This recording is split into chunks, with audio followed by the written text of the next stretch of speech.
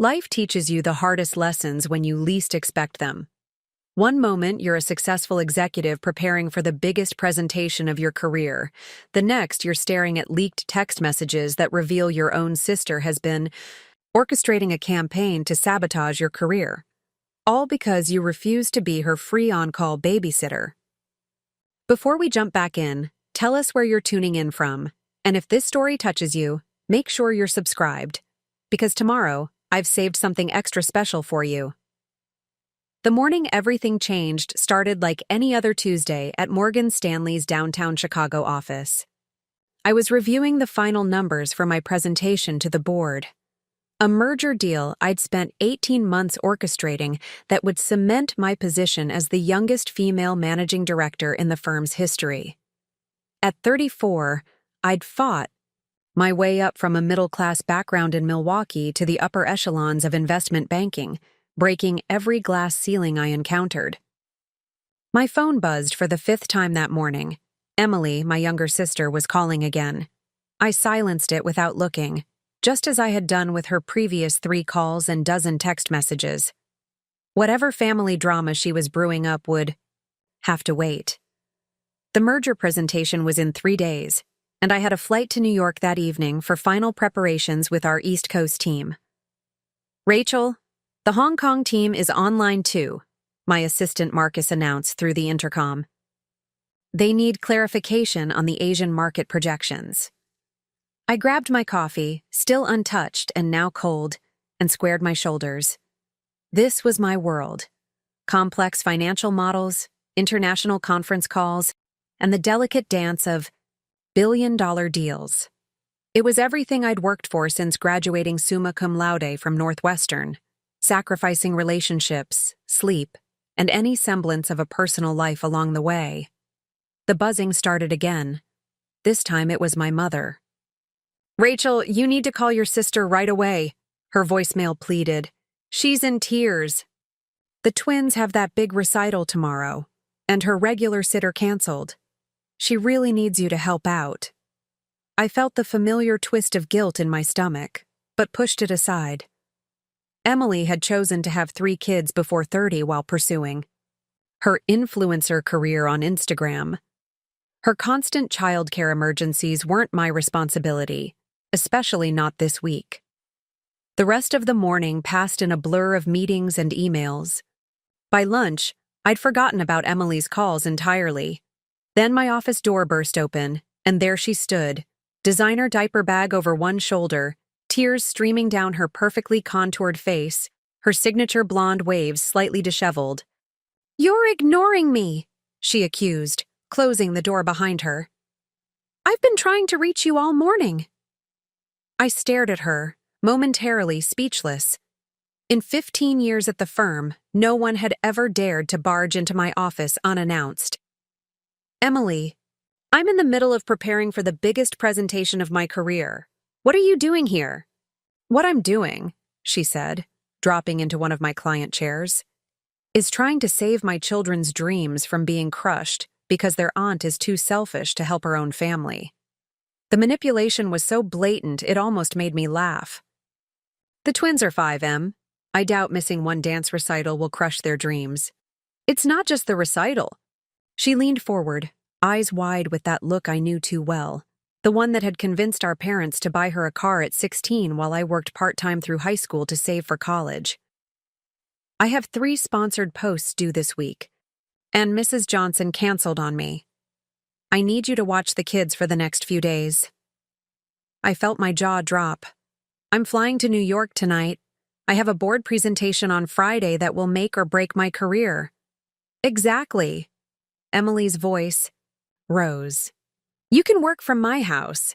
The twins will be at school most of the day, and Lily is such an easy baby. You just need to handle pickup and bedtime. I'll even pay you."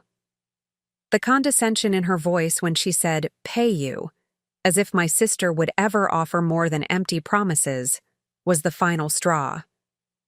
"Emily, I make more in a day than you make in a month from your Instagram posts. I'm not canceling my business trip to be your emergency childcare. You need to figure out another solution." Her face darkened. You know what your problem is, Rachel. You think money makes you better than everyone else. But at least my children will grow up knowing their mother, unlike your employees' kids. When was the last time you even had a date, or do you enjoy being the ice queen of Morgan Stanley? The words stung more than I wanted to admit. Dating had taken a backseat to my career, and yes, sometimes the loneliness crept in during quiet moments. But I'd made my choices with open eyes. I think you should leave, I said quietly. And next time, call before showing up at my office. Emily stood, adjusting her Gucci bag with deliberate precision. Fine, but don't come crying to me when you're 50 and realize all you have is a corner office and no one to share it with. She paused at the door, her voice dropping to that soft, dangerous tone I remembered from childhood. You know, Rachel, karma has a way of catching up with selfish people, sometimes sooner than they expect. As I watched her storm out through the glass walls of my office, I had no way of knowing that her words weren't just a threat. They were a promise. And in less than 24 hours, I would discover just how far my sister was willing to go to punish me for choosing my career over her demands. My flight to New York was delayed by 2 hours, giving me time to catch up on emails in the United Club Lounge at O'Hare. As I scrolled through my inbox, a message from Thomas Chen, our managing partner, caught my eye. Rachel, please call me as soon as possible regarding concerns about the Meridian merger. A cold wave of apprehension washed over me. Thomas never sent urgent emails this late unless something was seriously wrong. I found a quiet corner of the lounge and dialed his number, my fingers drumming nervously on my laptop case. Rachel. His voice was grave. I've just received some troubling emails from anonymous sources suggesting irregularities in the Meridian merger documentation. They're claiming you've been manipulating the financial projections to make the deal look more attractive. My mind raced. The Meridian merger numbers were rock solid. I'd triple-checked every calculation myself. That's impossible, I replied, keeping my voice steady. I can walk you through every projection right now. I trust your work, Rachel, Thomas said. But these emails included screenshots of what appear to be internal communications discussing inflated projections. They've been sent to several board members. We need to address this before Friday's presentation. As Thomas continued speaking, my phone buzzed with a text from an unknown number. My blood ran cold as I read it. Maybe next time you'll make time for family. Check your personal email. With trembling fingers, I opened my Gmail account. There it was, an email from an anonymous address containing dozens of screenshots. But they weren't of merger documents. They were text messages between Emily and someone named Sarah P., discussing their plan to sabotage my presentation. Emily. She thinks her precious career is more important than family. Wait until the board sees these leaked documents. Sarah P. Are you sure about this? It could ruin her career. Emily. She needs to learn there are consequences. I've got a friend in IT who can make anything look real. By the time they figure out the truth, the damage will be done. The timestamps showed the messages were from right after Emily left my office. My sister was actively trying to destroy my career because I wouldn't cancel my business trip to babysit. The sheer malice of it took my breath away. Rachel? Are you still there? Thomas's voice brought me back to reality. Yes, sorry, I managed. Thomas, I need to send you something right away. I think I know where these allegations are coming from, and I can prove they're fabricated. I forwarded the anonymous email to Thomas, my hands shaking with a mixture of anger and disbelief. The person behind these false claims is my sister, I explained. She's retaliating because I refused to cancel this trip to watch her children. The text messages show she's working with someone to create fake documents. There was a long pause on the other end. I see, Thomas finally said. This is unusual. I'll share this with our legal team immediately. In the meantime, continue to New York as planned. We'll need to address both the false allegations and this apparent attempt at corporate sabotage. After hanging up, I sat in the airport lounge, watching travelers rush past with their rolling suitcases and urgent conversations. My phone buzzed again. Another text from Emily. Ready to reconsider watching the kids? It would be a shame if more evidence emerged before your big presentation. The familiar guilt I'd always felt about prioritizing my career over family obligations suddenly transformed into something else. Clarity. For years, I'd allowed Emily's manipulation to make me question my choices. Every missed birthday party, every declined babysitting request, every family dinner I couldn't attend had been another weapon in her arsenal of emotional blackmail. I thought about all the young women in our firm who looked up to me, who saw in my success the possibility of their own. How many of them faced similar pressure to sacrifice their ambitions on the altar of family obligations? How many were made to feel selfish for wanting more than society told them they should? Opening my laptop, I began to type a reply to Emily's threat. Then I stopped. No. This wasn't about convincing her or defending my choices anymore. This was about standing firm in the face of manipulation and showing others it was possible to do so. Instead of responding, I opened a new document and began writing. Every incident of Emily's manipulation over the years, every guilt trip, every demand disguised as a family obligation, I documented it all.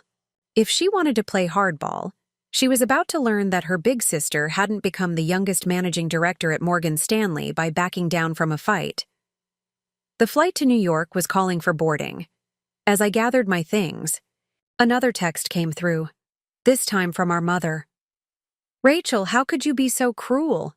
Emily's children need their aunt. Family should come first. I took a deep breath and typed back 6 words that I should have said years ago. My career is not your backup plan. Boarding the plane, I felt lighter than I had in years. Sometimes the hardest part of success isn't achieving it. It's defending your right to pursue it in the first place. The next 24 hours would test everything I'd built. But for the first time, I was ready to fight not just for my career, but for my right to define my own path without apology. Preparing. And narrating this story took us a lot of time, so if you are enjoying it, subscribe to our channel. It means a lot to us. Now back to the story. The New York skyline glittered outside my hotel room window as I reviewed the mounting evidence of Emily's deception. My laptop screen illuminated a web of manipulation that went far beyond our current conflict. Sarah P., as it turned out, wasn't just any friend. She was Sarah Peterson, an IT consultant who had worked with several major financial institutions. More concerning was what I discovered when I dug deeper into their connection. A simple LinkedIn search revealed that Sarah had been terminated from Goldman Sachs 3 years ago for ethical violations. The timing aligned perfectly with Emily's sudden interest in my work schedule and her constant questions about my deals. What I had dismissed as sisterly curiosity now appeared in a more sinister light. My phone lit up with a message from Marcus, my assistant back in Chicago. "You need to see this," it read, followed by a link to Emily's Instagram story.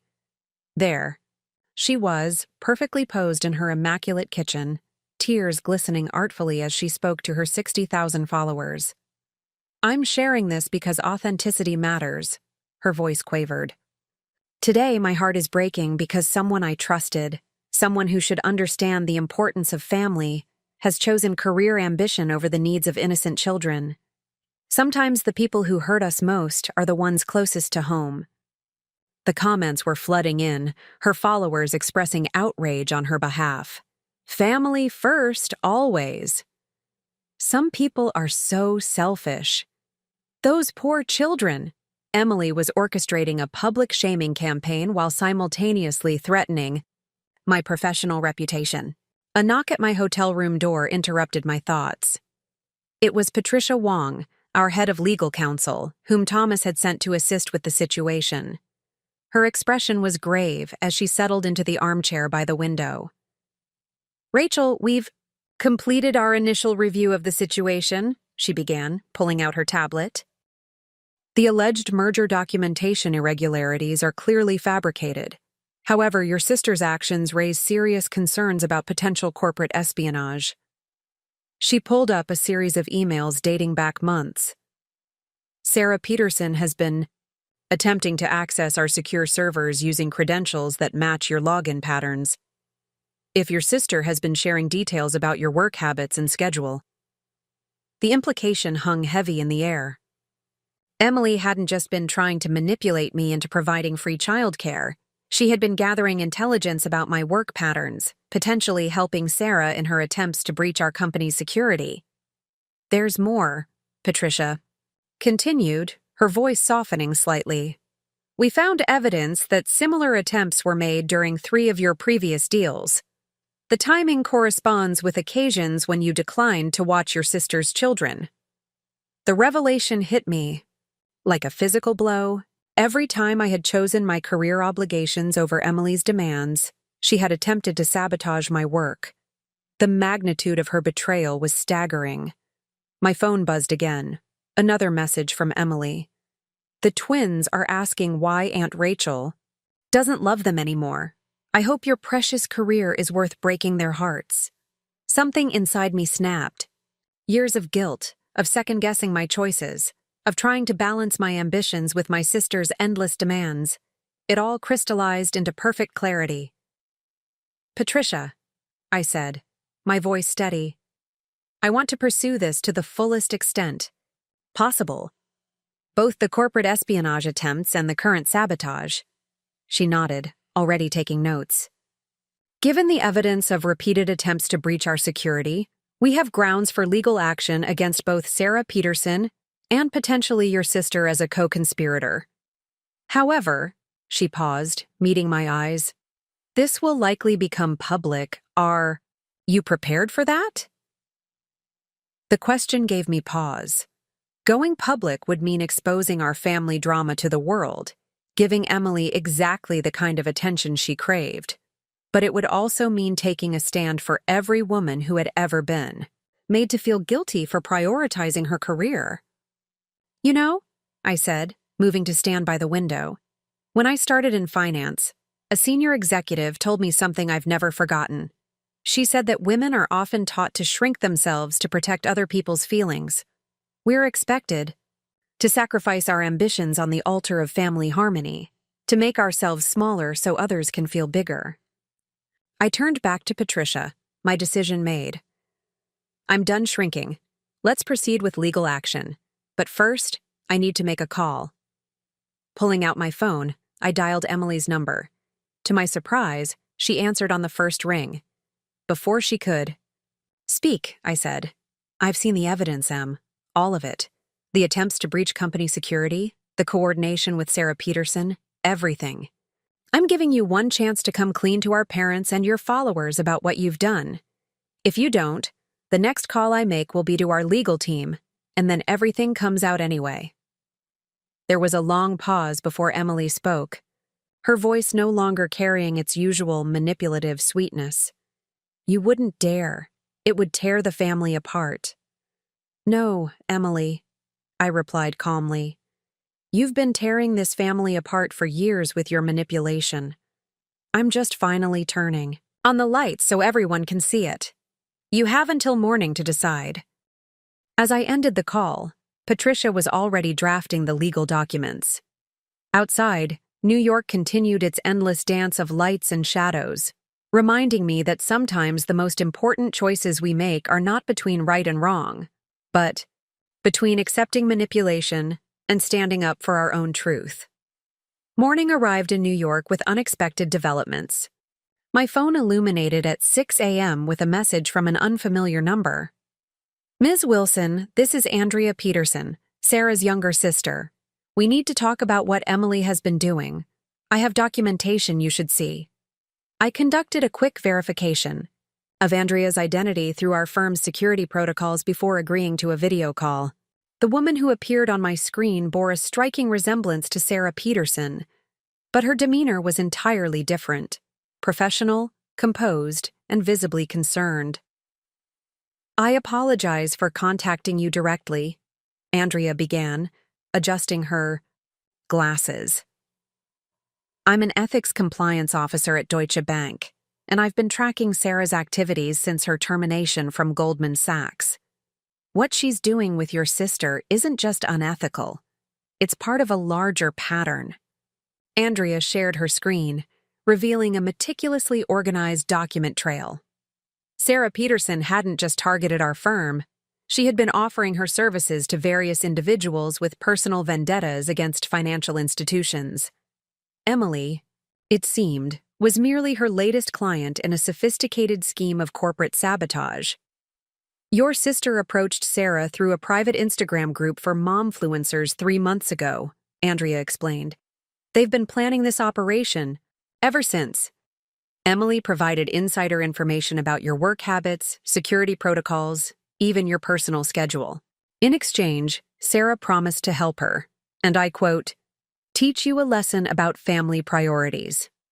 The documentation was comprehensive. Text messages, emails, and recorded meetings showed Emily and Sarah methodically planning each attempt to breach our security, timing them precisely with moments when Emily demanded my attention for childcare.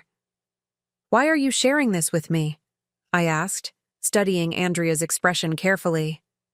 Because Sarah's actions destroyed my family once. Before, Andrea replied, her professional composure cracking slightly. When she was caught at Goldman Sachs, our parents lost their retirement savings defending her. I swore I wouldn't let her harm another family. As we concluded the call, my hotel room phone rang. It was the front desk informing me that Catherine Martinez, our global head of investment banking, had requested my presence for breakfast in the executive lounge. My heart rate accelerated. Catherine was a legend in the industry, known for her strategic brilliance and uncompromising standards. The executive lounge was empty except for Catherine when I arrived. She gestured for me to join her at a table overlooking Central Park. I reviewed the situation with Thomas last night, she began, stirring her coffee. The board is fully aware of the attempted sabotage and supports taking legal action, but that's not why I asked you here. She paused, studying me with the same penetrating gaze that had earned her the nickname the Oracle among junior bankers. Tell me, Rachel, how many times have you compromised your career goals to accommodate your sister's demands? The question caught me off guard. I'm not sure. Over the years, there have been numerous occasions. And yet you've still managed to become one of our top performers, Catherine noted. Imagine what you could achieve without that constant drain on your energy and focus. She pulled out a folder and slid it across the table. This is why I wanted to meet. The board was planning to announce this after the Meridian merger, but given recent events, I think you should know. Now, we're establishing a new division focused on emerging markets in Asia, and we want you to head it. My hands trembled slightly as I opened the folder. The position she was offering would make me one of the youngest division heads in the firm's history. But the Meridian merger. We'll proceed with or without your sister's attempts at sabotage, Catherine interrupted. Rachel, do you know why I recommended you for this position?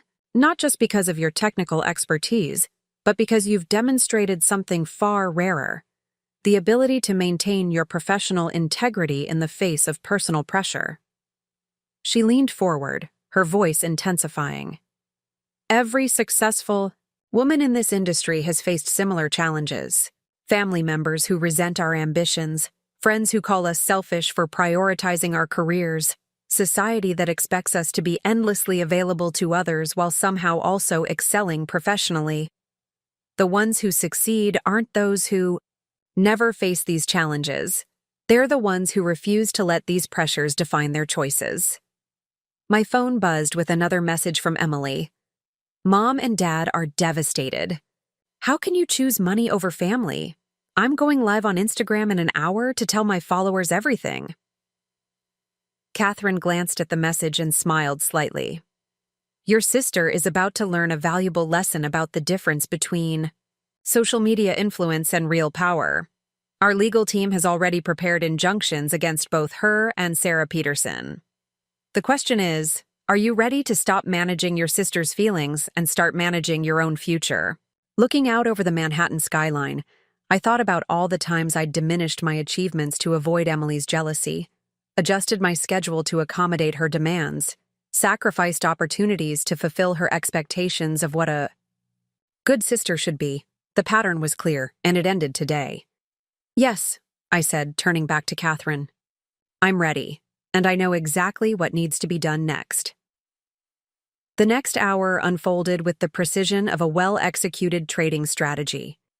While Emily prepared for her Instagram Live session, our legal team was implementing a carefully orchestrated response. Patricia Wong had already secured emergency injunctions against both Emily and Sarah Peterson, preventing them from sharing any information related to Morgan Stanley or my work. Additionally, Andrea Peterson's evidence had been instrumental in building a comprehensive case that went far beyond family drama. Catherine Martinez remained in the executive lounge, offering strategic guidance as we prepared our counter-moves. Remember, she advised, reviewing our prepared statements, this isn't just about protecting your career or the firm. This is about setting a precedent for how professional women respond to emotional manipulation. My phone lit up with a notification. Emily had begun her Instagram Live session. Despite the injunction, she appeared tearful but determined, her carefully curated background featuring family photos prominently displayed. I'm here today to share something deeply personal, she began, her voice quavering. About family loyalty and the price of ambition. Before she could continue, her live stream abruptly ended. Seconds later, her entire Instagram account went dark. The cease and desist order our legal team had sent to Instagram's parent company had taken effect with remarkable efficiency. Almost immediately, my phone exploded with messages from our parents. What have you done? My mother demanded. Emily is hysterical. Her entire business depends on that account. I took a deep breath and opened the document I had prepared earlier, a detailed summary of Emily and Sarah's activities, including their attempts at corporate espionage and the potential criminal implications. I attached Andrea Peterson's evidence and sent it to both our parents. Before you defend Emily further, I wrote, you should understand exactly what she's been doing. This isn't about babysitting or family obligations. This is about systematic attempts to sabotage my career using illegal means. I'm giving you an hour to read through everything before I proceed with filing criminal charges. Catherine nodded, approvingly as I showed her the message. Direct and professional, she commented.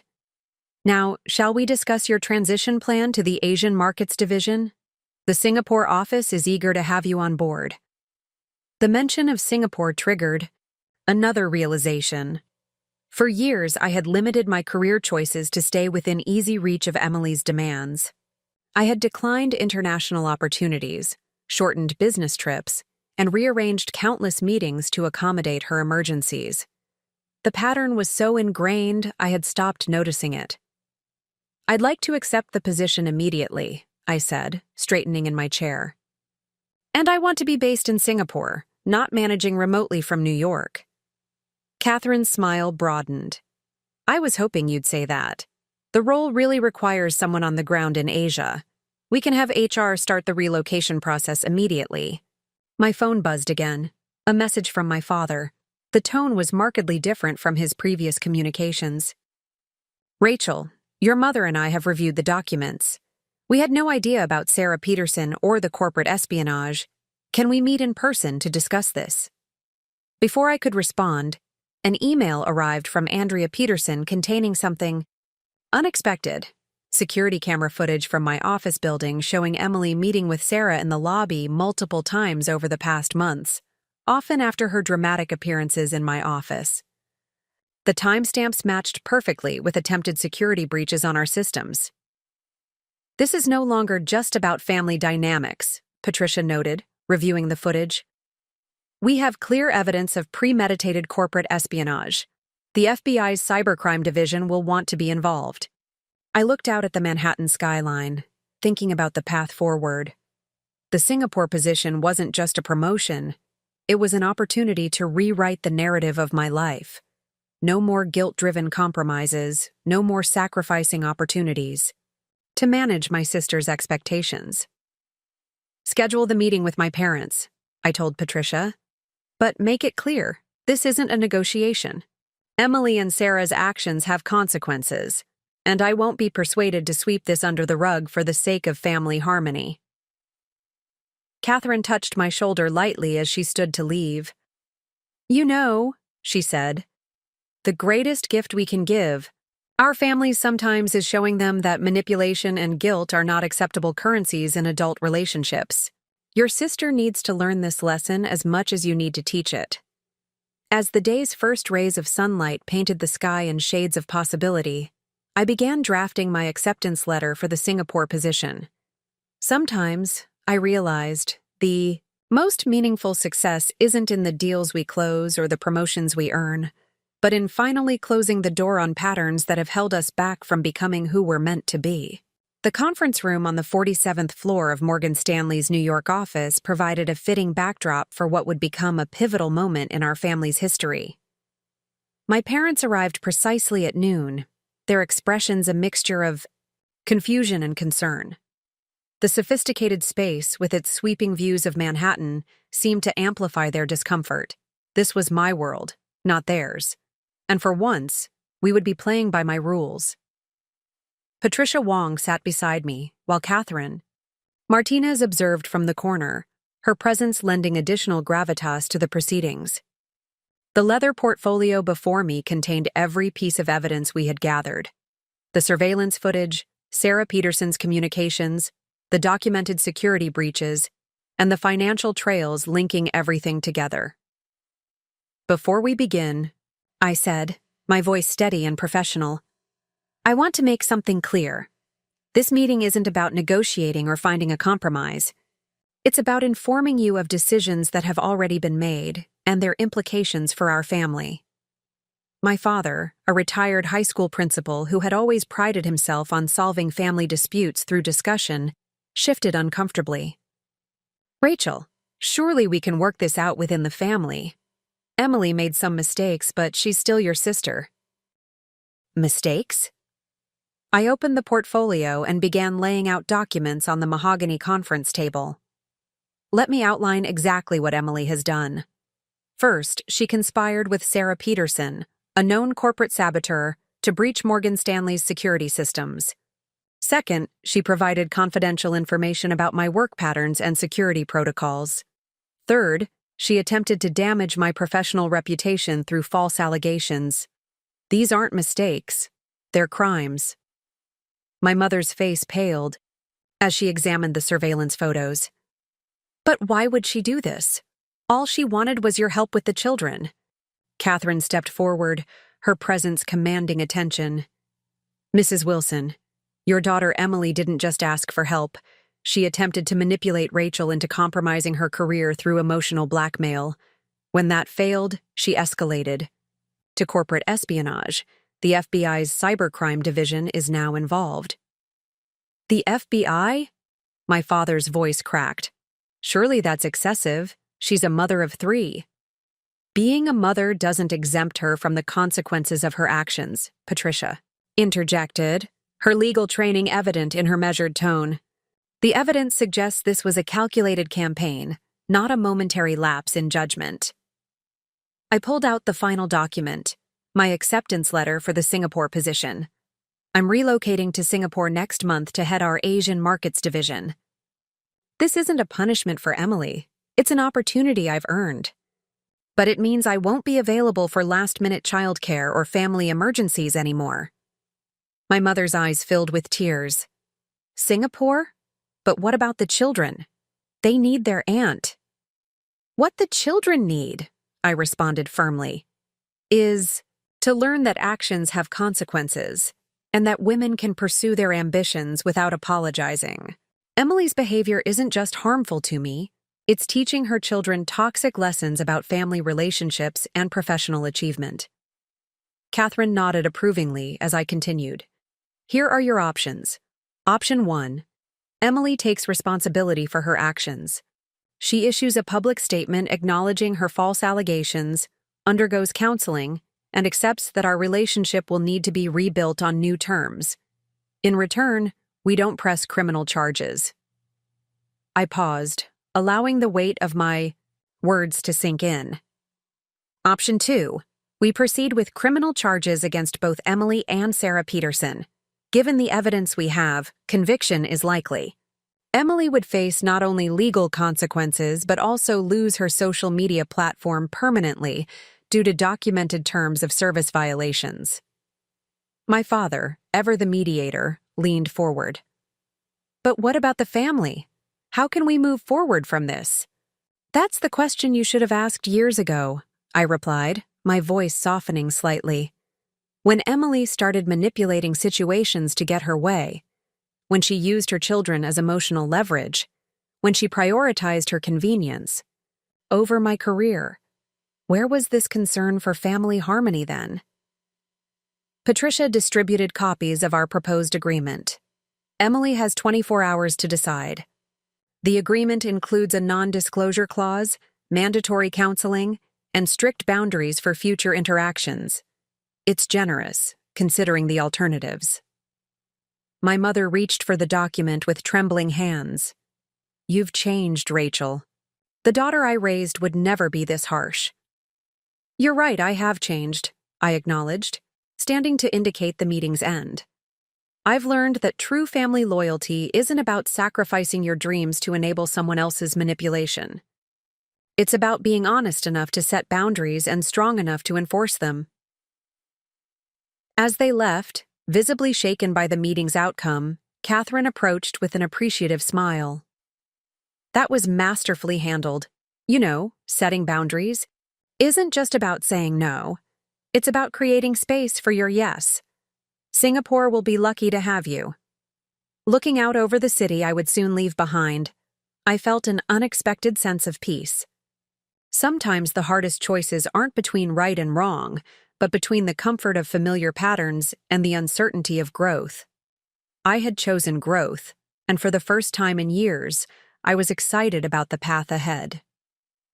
The response from Emily came not through social media or emotional outbursts, but through an unexpected channel.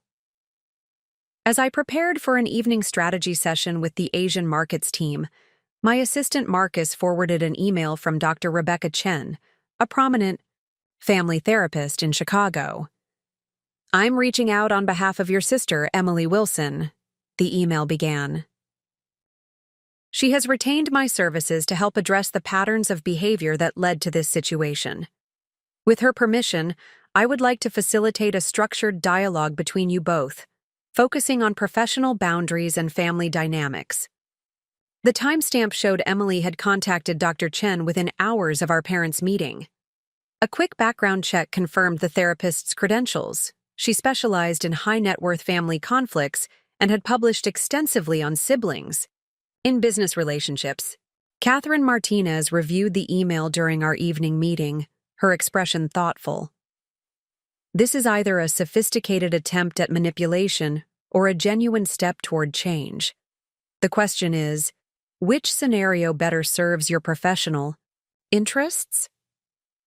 Before I could respond, Patricia Wong entered with updated information from our security team. We've identified all attempted system breaches linked to Sarah Peterson. The pattern suggests Emily's involvement was primarily providing insider information rather than direct participation in cybercrime. The distinction was significant from a legal perspective, potentially offering a path forward that wouldn't require criminal charges. However, the professional damage Emily had attempted remained substantial. There's something else, Patricia continued, placing a folder on the conference table. We found evidence that Sarah Peterson approached Emily through a support group for mothers struggling with financial independence after divorce. It appears Emily's husband left 6 months ago, emptying their joint accounts before moving to Dubai with his new partner. The revelation landed like a physical blow. Emily hadn't mentioned the divorce, hadn't given any indication her perfect Instagram life was unraveling. Her desperate attempts to secure my help with childcare took on a different dimension. That context doesn't excuse her actions, Catherine noted, reading my expression. But it might inform how we proceed. Sometimes people lash out from desperation rather than malice. I opened my laptop and pulled up Emily's Instagram profile. Still suspended but cached in our legal team's documentation. Looking past the carefully curated images of domestic bliss, I noticed subtle signs I'd missed before. The gradual disappearance of her husband from photos, the increasing frequency of sponsored posts, the slight strain behind her smile in recent images. Dr. Chen's approach might offer a workable solution, Patricia suggested. We could incorporate professional counseling into our non-prosecution agreement. It addresses both the personal and professional aspects of the situation. My phone buzzed with a text from Andrea Peterson. Sarah just accepted a plea deal with the FBI. She's providing complete documentation of all her corporate espionage activities, including her manipulation of vulnerable individuals like your sister. The pieces were falling into place, revealing a more complex picture than simple sibling rivalry. Emily's actions were inexcusable, but they emerged from a perfect storm of personal crisis, financial pressure, and professional manipulation by Sarah Peterson. We should proceed carefully, Catherine advised. Your move to Singapore represents an opportunity to reset both professional and personal boundaries. The question is whether those boundaries can accommodate a path to reconciliation without compromising your career. I thought about the younger women in our firm who looked to me as a model of professional success. How would they view my handling of this situation? What message would it send about balancing compassion with consequences? Schedule a preliminary meeting with Dr. Chen, I decided, but with conditions. First, Emily must provide a complete accounting of her interactions with Sarah Peterson.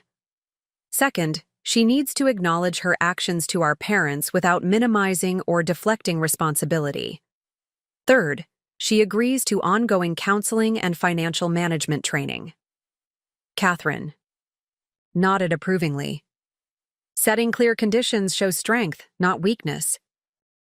It's possible to offer a path to redemption while maintaining professional boundaries.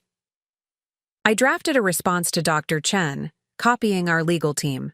The message was clear. I was open to dialogue, but not at the expense of professional consequences. Emily would need to demonstrate genuine commitment to change, not just regret at being caught. One more thing, Patricia added. The Singapore office called. They're eager to accelerate your transition. How soon can you be ready to relocate? Looking out at the New York skyline, I realized this crisis had clarified something important. Success wasn't just about achieving professional goals. It was about building a life where personal relationships enhanced rather than undermined those achievements. Tell them I'll be ready in 2 weeks, I replied. It's time to write the next chapter of this story on my own terms. The preliminary session with Dr. Chen was scheduled for a secure conference room at the Four Seasons Hotel, chosen for its neutrality and discretion. I arrived early, reviewing the updated security reports and financial documentation Patricia had prepared. The evidence of Emily's collaboration with Sarah Peterson had been comprehensive, but the newly revealed details of her divorce added layers of complexity to her motivations. Dr. Chen arrived precisely on time, her professional demeanor matching her reputation. Before Emily joins us, she began, I want to establish some parameters. This isn't traditional family therapy. We're here to create a framework for professional boundaries and accountability. Are you comfortable proceeding on those terms? I appreciated her directness. Yes, though I want to be clear that my relocation to Singapore is non-negotiable. Any framework we establish needs to account for that reality. Emily entered moments later, and the change in her appearance was striking. Gone was the carefully curated Instagram aesthetic. Instead, she wore minimal makeup and a simple black dress, her usual designer accessories notably absent. The transformation seemed to reflect a shift in more than just appearance. Before we begin, Emily said, her voice lacking its usual dramatic flair. "I have something for you." She placed a thick manila envelope on the table. "This is everything. Every communication with Sarah Peterson, every attempt to gather information about your work schedule, every plan we discussed. I've also included documentation of my divorce and financial situation. Total transparency is the only way forward." Dr. Chen nodded approvingly. "Emily has been working with me to understand the patterns that led to her actions. Would you like to share what you've discovered, Emily?" My sister's hands trembled slightly as she spoke. "When James left for Dubai, he didn't just take our savings, he took my sense of security. I'd built my entire identity around being the perfect wife and mother, the successful Instagram influencer with the enviable life. When it all fell apart, I couldn't admit the truth to anyone, especially not to you, Rachel." She continued, her voice strengthening. "You represented everything I'd rejected: financial independence, professional success, self-reliance. When Sarah approached me in that support group, she played into my resentment and fear. She made sabotaging your career seem like justified revenge for all the times you chose work over family. I see now how twisted that logic was." Catherine Martinez, who had been observing quietly, spoke up. "Understanding motivations is important, but we need to address the professional implications. Emily's actions could have had severe consequences for multiple financial institutions." "I've been working with Emily on that aspect," Dr. Chen interjected. "She's prepared a comprehensive plan for making amends, both personally and professionally." Emily opened her laptop, revealing a spreadsheet that demonstrated surprisingly sophisticated financial planning. "I've enrolled in a financial management course at Northwestern. I'm restructuring my social media business to focus on financial literacy for divorced mothers. And I'm working with a career counselor to develop marketable skills beyond influencer marketing." The systematic approach impressed me. It showed a level of practical thinking I hadn't seen from my sister before. However, one crucial element remained unaddressed. "And the children?" I asked. "How are you planning to manage their care while pursuing these changes?" Emily's response surprised me. "I've hired a professional nanny using a loan from our parents. It's not ideal financially, but it's necessary. I need to show my children that mothers can rebuild their lives through honest work, not manipulation of others." Dr. Chen guided us through establishing clear boundaries and communication protocols. We agreed on specific circumstances under which Emily could request assistance, with the understanding that my career obligations and international relocation took precedence. "There's one more thing," Emily added, pulling out another document. "I've prepared a public statement acknowledging my actions and apologizing to you and Morgan Stanley. No excuses, no deflection of responsibility. Your legal team can review it before I post it." Catherine reviewed the statement, her expression softening slightly. "This is a good first step. It demonstrates professional accountability while maintaining appropriate discretion about the details." As the session concluded, Dr. Chen presented us with a structured communication plan for the coming months. It included regular video calls, professional progress updates, and clear protocols for emergency situations. Looking at my sister, really seeing her perhaps for the first time in years, I recognized something new in her expression: determination. Not the desperate determination that had driven her to sabotage my career, but the kind that comes from facing hard truths and choosing to grow from them. The Singapore office has an initiative supporting financial literacy for women in transition. I found myself saying, "Once you've completed your training, we might explore ways to collaborate professionally, on legitimate terms this time." Emily's eyes widened at the unexpected opportunity. "I'd like that," she responded quietly. "But first, I need to prove I can be trusted. To you, to the children, to myself." As we left the hotel, Catherine commented on the meeting's outcome. "You know, Sometimes the strongest leaders are those who can balance accountability with opportunity. Your handling of this situation demonstrates exactly why you're ready for the Singapore position.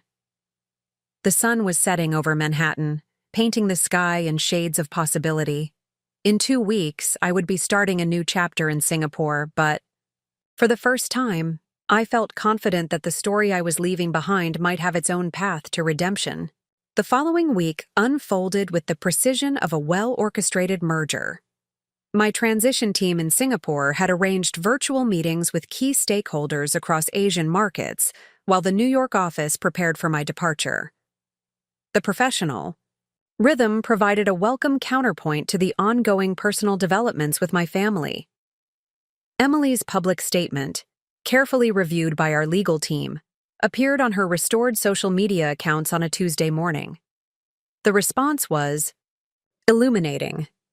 While some followers expressed disappointment in her previous deceptions, many commended her honesty and commitment to change.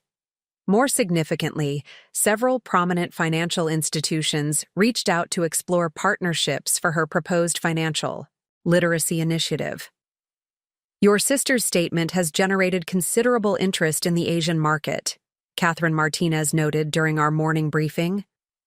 Several Singapore-based women's organizations have inquired about potential collaboration. It seems her experience resonates particularly well with women in traditional family structures facing modern economic challenges. The observation sparked an idea.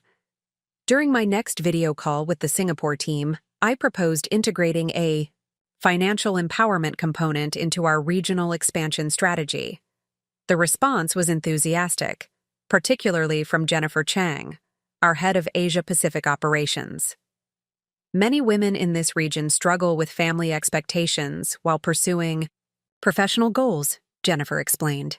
A program that addresses both the practical and emotional aspects of financial independence could differentiate us significantly in the market.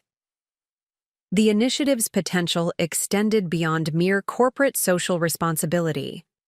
It represented an opportunity to transform personal challenge into professional innovation. I scheduled a meeting with our strategic planning team to develop the concept further. Meanwhile, Emily had begun her financial management course at Northwestern. Her progress reports, shared through Dr. Chen's structured communication framework, showed promising development. She had already identified several gaps in financial education for divorced mothers and was developing content to address these specific needs. Your sister's experience provides valuable insights, Dr. Chen observed. During our weekly check-in, she's channeling her understanding of emotional manipulation into creating resources that help women recognize and resist financial pressure from family members. The irony wasn't lost on me. The very skills Emily had once used to attempt manipulation were being redirected toward preventing similar behavior in others. It demonstrated how personal growth could serve broader social impact when properly channeled. Our parents, initially skeptical of the public acknowledgement strategy, began to see its benefits. My father, in particular, noted how Emily's transparency had attracted legitimate business opportunities, rather than the quick-fix sponsorship she previously pursued. "She reminds me of you now," he admitted during a brief phone call. "The way she's approaching this systematically, thinking long-term instead of looking for easy solutions. Maybe watching you all these years taught her more than we realized." The comparison was unexpected but revealing. Throughout our lives, Emily and I had been cast as opposites: the practical achiever versus the creative spirit, the corporate professional versus the social media influencer. Now those distinctions were blurring as she applied business principles to rebuild her life. As my departure date approached, Catherine arranged a final strategy session to review the integration of our new initiatives. The meeting included video, connections to Singapore, Hong Kong, and Tokyo offices, demonstrating the scope of our planned expansion. What began as a crisis has evolved into an opportunity for innovation, Catherine observed, addressing the assembled teams. Rachel's experience has highlighted a crucial intersection between professional achievement and family dynamics that resonates across cultures. Our new financial empowerment initiative positions us to address these challenges proactively. Jennifer. Chang in Singapore agreed, sharing market research that supported the program's potential impact. We've identified significant demand for financial education that acknowledges cultural and family pressures. This isn't just about teaching investment strategies. It's about empowering women to maintain professional boundaries while navigating family obligations. The evening before my departure, I received an unexpected email from Sarah Peterson's sister Andrea. She had been monitoring Emily's public transformation and offered to contribute her expertise in ethics compliance to our educational initiative. Her insights into how emotional manipulation can escalate into corporate misconduct would prove invaluable for our prevention programs. Looking out over the Manhattan skyline one last time from my office, I reflected on how crisis often catalyzes innovation. My sister's attempted sabotage had led to the development of programs that could help countless women maintain both professional success and family harmony. Sometimes our greatest challenges reveal our most significant opportunities, Catherine said, joining me at the window. You're not just moving to Singapore to run our Asian markets division. You're going to help reshape how professional women navigate family expectations across cultures. The observation captured the essence of this transformation.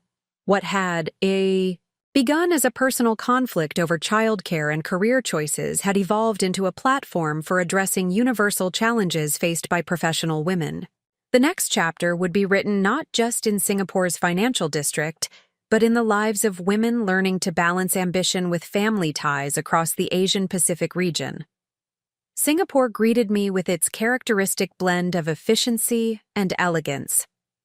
From my temporary residence at the Marina Bay Financial Center, the city-state's skyline presented a fitting metaphor for what we aim to achieve: a harmonious integration of traditional values and modern ambition. The morning after my arrival, I prepared for my first in-person meeting with the Asian leadership team, knowing that today would set the tone for everything to follow. Jennifer Chang had arranged for the meeting to take place in our Singapore headquarters executive boardroom, with video connections to our offices across Asia. The assembled team represented a diverse cross-section of perspectives and experiences, exactly what we needed for the initiative's success. The timing of this program couldn't be better, Jennifer began, presenting market research data on our displays. We're seeing a significant increase in women entering professional roles across Asia, but the cultural challenges they face are often overlooked by traditional financial institutions. Dr. Lisa Wong, our head of regional development, shared insights from her extensive experience in family business dynamics across Asian markets. The pressure to prioritize family obligations over professional growth is particularly acute in this region. Many women struggle to maintain boundaries without appearing to reject cultural values. As we discussed implementation strategies, my phone quietly indicated an incoming email from Emily. Following our agreed-upon communication, protocols. She had waited for my designated availability window to share an update. Her financial literacy program had caught the attention of several Asian American community organizations in Chicago, and she was seeking guidance on potential cross-cultural adaptations. The synchronicity was striking.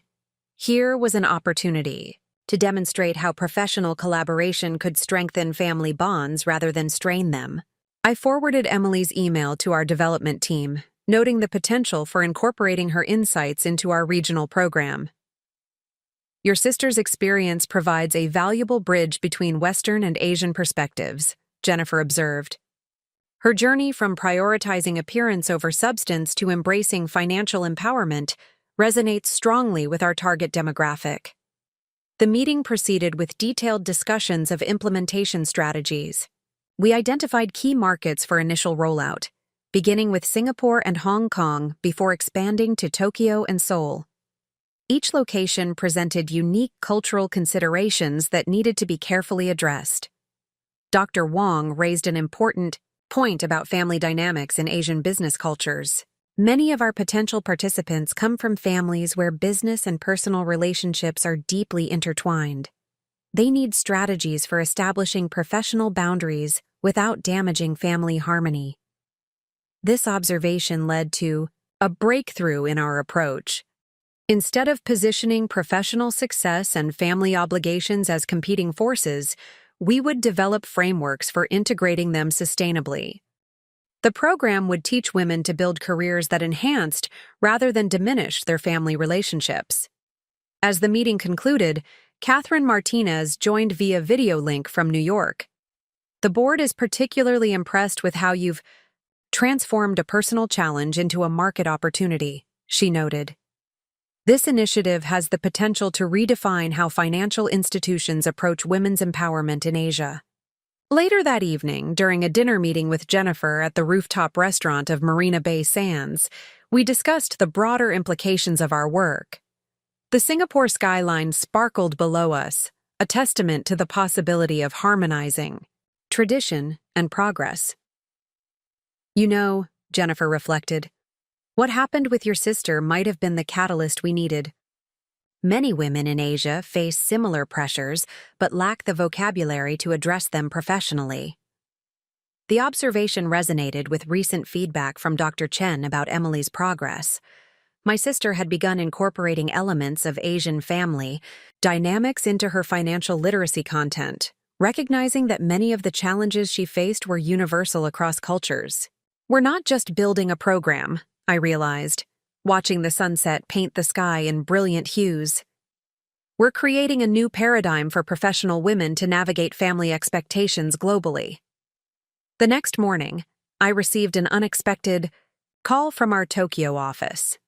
A prominent Japanese business family wanted to discuss implementing our program within their corporate structure. The matriarch had read about our initiative and recognized similar patterns in her own family's dynamics. This early interest validated our approach. By addressing the intersection of professional ambition and family obligations, we had identified a crucial need in the market. What began as a personal conflict over childcare had evolved into a framework for empowering women to build successful careers while maintaining meaningful family connections. As I prepared for my first formal presentation to Asian investors, I reflected on the journey that had brought me here. The crisis with Emily had forced me to confront difficult truths about family dynamics and professional boundaries. Now, those insights were forming the foundation of something much larger, a movement to help women across cultures chart their own paths to success. The Singapore sunrise painted the city in shades of possibility, reminding me that sometimes our greatest challenges lead us exactly where we need to be. 3 months into the Singapore initiative, our program had exceeded all initial projections. The quarterly review meeting with the board reflected achievements that went beyond mere financial metrics. Our pilot program had attracted participation from prominent family businesses across Asia, each bringing unique perspectives on balancing professional ambition with family obligations. During the video conference with global leadership, Catherine Martinez shared the preliminary impact analysis. The initiative has generated a 30% increase in new client relationships across the Asia-Pacific region, she reported. More significantly, we're seeing unprecedented engagement from traditionally conservative family businesses seeking guidance on succession planning for their female executives. Jennifer Chang presented data from our Singapore headquarters, highlighting a particular success story. The Tanaka Group, a major Japanese conglomerate, had implemented our program throughout their organization after their CEO's daughter faced challenges similar to my experience with Emily. Their case study demonstrated how personal conflict could catalyze institutional change. The Tanaka implementation has become our model for corporate integration, Jennifer explained. They've reported a 40% increase in female executive retention and a significant improvement in family business dynamics. Their success has attracted attention from other traditional family enterprises across Asia. As the meeting progressed, I received a notification from Dr. Chen's office. Emily's financial literacy program had completed its first quarter, showing promising results among divorced mothers in the Chicago area. More impressively, she had begun collaborating with Asian American community organizations to adapt her curriculum for their specific needs. The synthesis of our parallel efforts created an unexpected opportunity. "We should consider integrating Emily's program into our broader initiative," Jennifer suggested during our post-meeting discussion. Her focus on practical financial empowerment complements our corporate strategy. It would demonstrate our commitment to addressing these challenges at all economic levels. The proposal represented a significant shift in our family dynamic. What began as a conflict over childcare had evolved into a professional collaboration that could benefit women across cultures and economic strata. The irony wasn't lost on me. Emily's attempt to sabotage my career had ultimately led to her own professional growth and our ability to work together constructively. Later that afternoon, I met with Mei Lin, our newly appointed Director of Cultural Integration. Her insights into Asian family dynamics had proven invaluable in adapting our program for different markets. "Your personal story resonates deeply with our participants," she observed. "Many women here face similar pressures, but have never seen them addressed in a professional context." We discussed expanding the program to include more comprehensive family counseling services. Dr. Chen had agreed to consult on developing protocols that would respect cultural differences while promoting healthy professional boundaries. Her experience with Emily's transformation provided valuable insights into helping women navigate family expectations without compromising their career aspirations. The expansion plans faced an unexpected challenge when traditional media outlets in several Asian markets began questioning the program's impact on family values. The criticism echoed the guilt-based manipulation I had experienced with Emily, but on a cultural scale. Our response would need to be carefully calibrated. "This resistance actually validates our mission," Catherine noted during an emergency strategy session. "It highlights exactly why this program is necessary. We're not just teaching financial skills, we're challenging deeply ingrained patterns of emotional manipulation." We developed a response strategy that emphasized harmony rather than confrontation. By showcasing successful cases like the Tanaka Group, we demonstrated how professional empowerment could strengthen family bonds rather than threaten them. The approach resonated particularly well in markets where filial piety remained a central cultural value. Emily's contribution to this effort proved unexpectedly valuable. Her public acknowledgement of how manipulation had damaged our relationship, followed by her commitment to positive change, provided a powerful narrative that transcended cultural boundaries. Her weekly video series, Building Success Without Breaking Bonds, had begun attracting viewers from across Asia. The initiative's success attracted attention from unexpected quarters. Several prominent business schools in the region expressed interest in incorporating our methodology into their executive education programs. The opportunity to influence the next generation of business leaders expanded our potential impact significantly. As I prepared for a keynote address at the Asian Women in Finance Summit, I reflected on the transformation of the past months. What began as a personal crisis had evolved into a movement for change, demonstrating how professional success and family harmony could reinforce rather than oppose each other.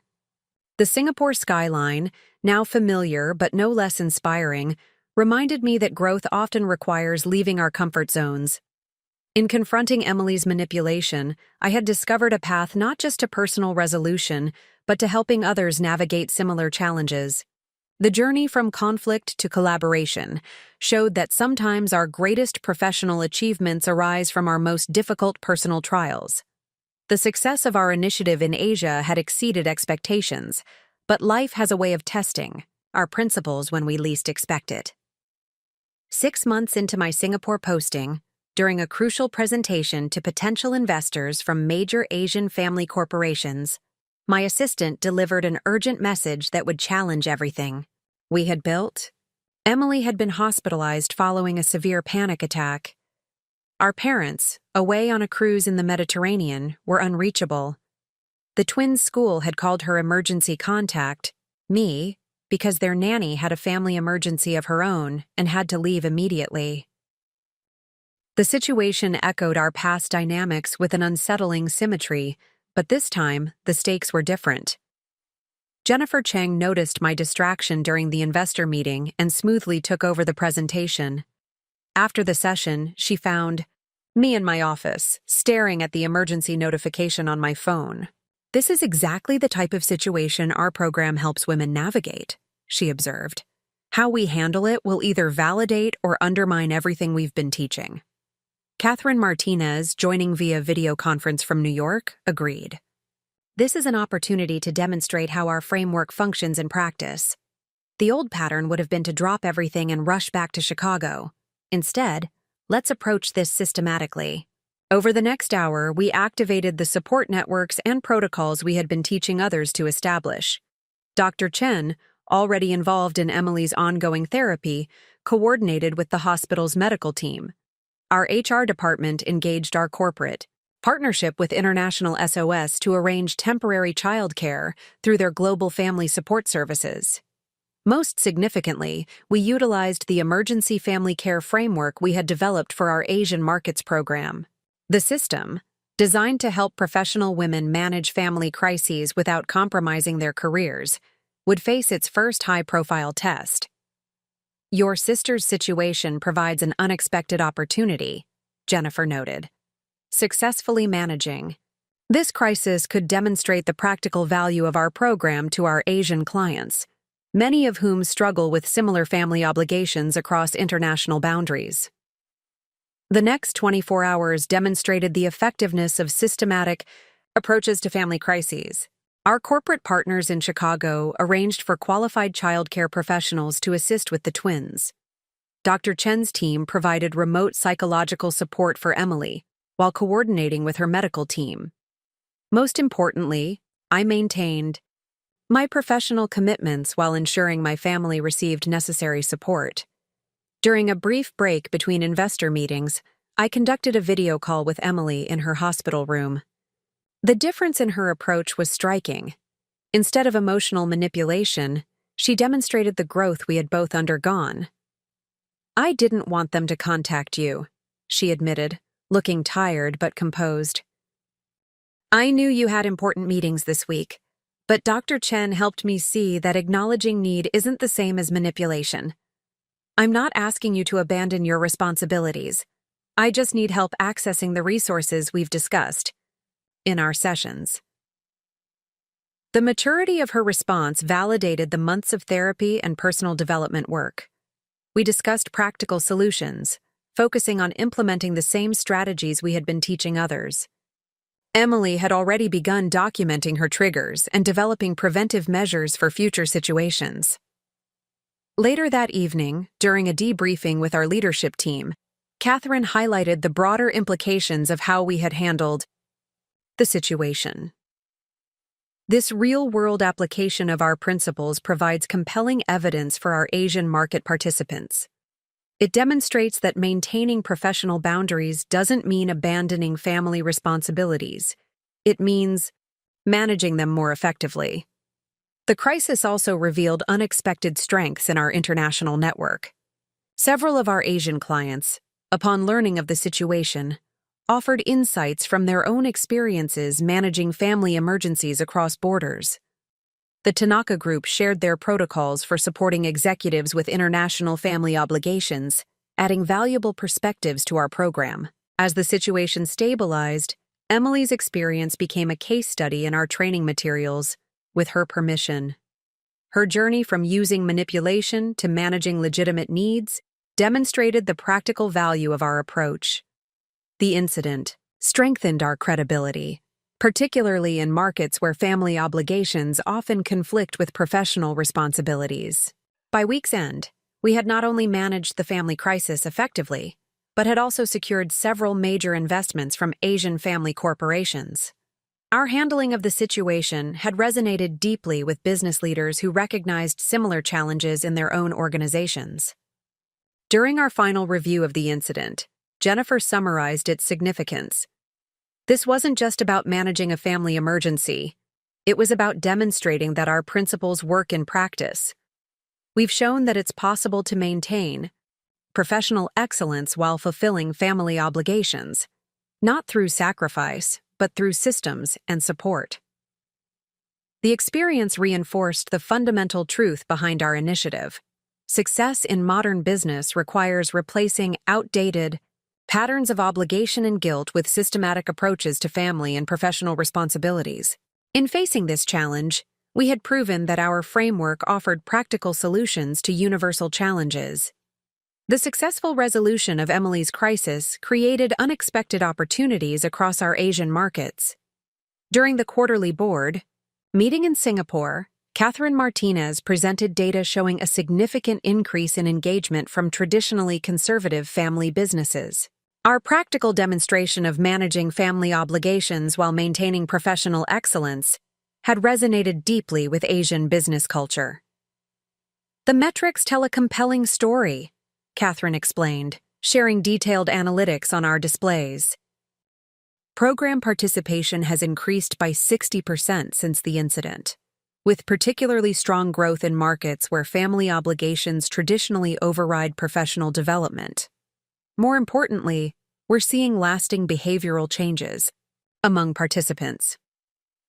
Jennifer Chang followed with a presentation on how our handling of the family emergency had influenced regional perceptions.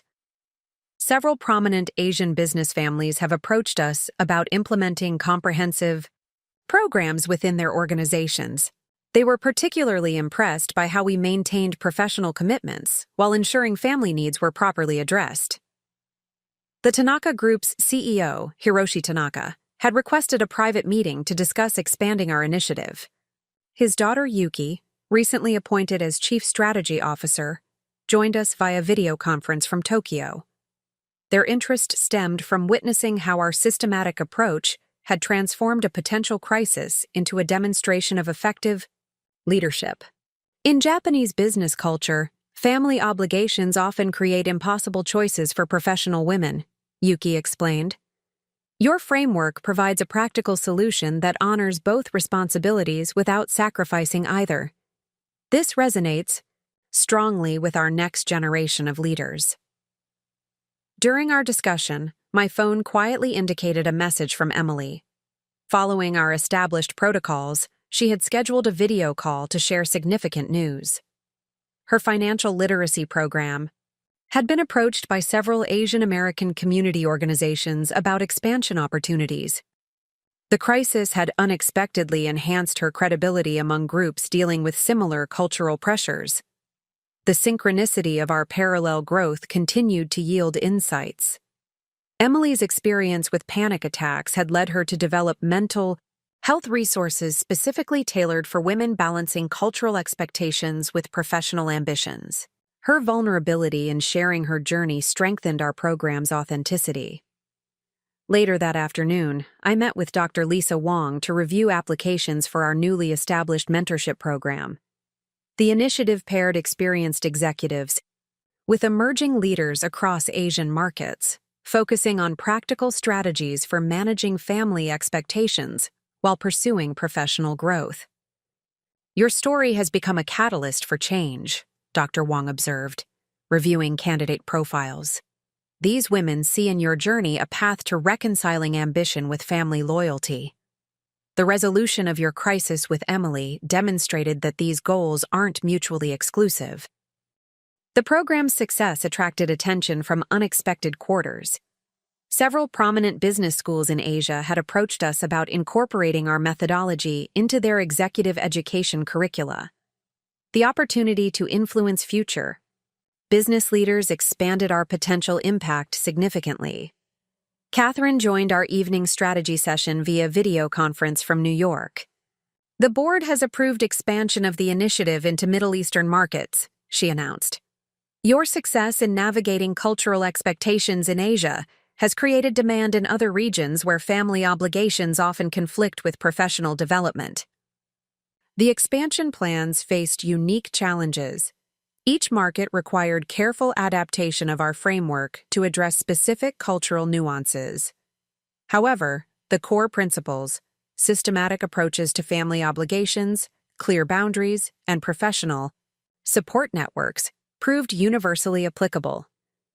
"We're not just building a program anymore," Jennifer noted during our planning session. "We're creating a new paradigm for professional women globally. The impact extends beyond individual careers to transforming how families and businesses interact." Emily's contribution to this evolution proved particularly valuable. Her weekly webinar series, now featuring guest speakers from various cultural backgrounds, attracted participants from across Asia and the Middle East. Her authentic sharing of her journey from manipulation to empowerment resonated across cultural boundaries. The initiative's success generated interest from policymakers.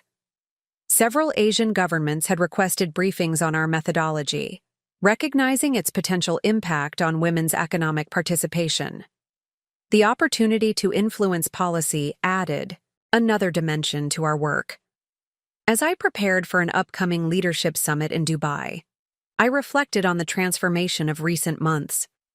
The crisis that could have derailed our progress had instead validated our approach and opened new opportunities. Emily's growth paralleled our program's evolution, demonstrating how personal challenges could fuel professional innovation. The Singapore evening skyline provided a fitting backdrop for these reflections.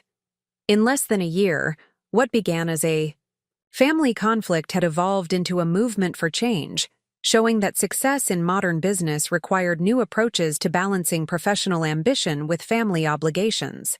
Our experience proved that the greatest professional achievements often emerge from personal challenges, transformed through systematic approaches and authentic leadership. The journey from crisis to opportunity demonstrated that true success lies not in choosing between family and career, but in creating sustainable frameworks for both to flourish. The Dubai International Financial Center provided an impressive setting for our Middle Eastern launch. As I prepared for the keynote address, the significance of our expansion resonated deeply. Through the floor-to-ceiling windows, the city's ambitious architecture reflected the transformation we aim to achieve in professional women's lives across the region. Our research had identified unique challenges in the Middle Eastern market. Traditional family structures often exercised even stronger influence over professional decisions than in Asia. However, a new generation of educated women was quietly revolutionizing the business landscape, seeking ways to honor family traditions. While pursuing professional excellence, Sarah Al-Rashid, CEO of a prominent Saudi investment firm, approached me before the presentation. "Your program's success in Asia caught our attention," she explained, her professional demeanor masking the weight of her next words. "But it was your handling of the personal crisis with your sister that convinced us this could work in our culture. You demonstrated that maintaining professional boundaries doesn't mean abandoning family values." The morning's panel discussion included influential women from across the Gulf region. Dr. Fatima Hassan, a leading authority on Islamic finance, provided valuable insights into aligning our program with cultural and religious considerations. "The challenge isn't just about balancing family and career," she observed. "It's about creating frameworks that enhance both while respecting our values." During the discussion, my phone indicated a scheduled update from Emily.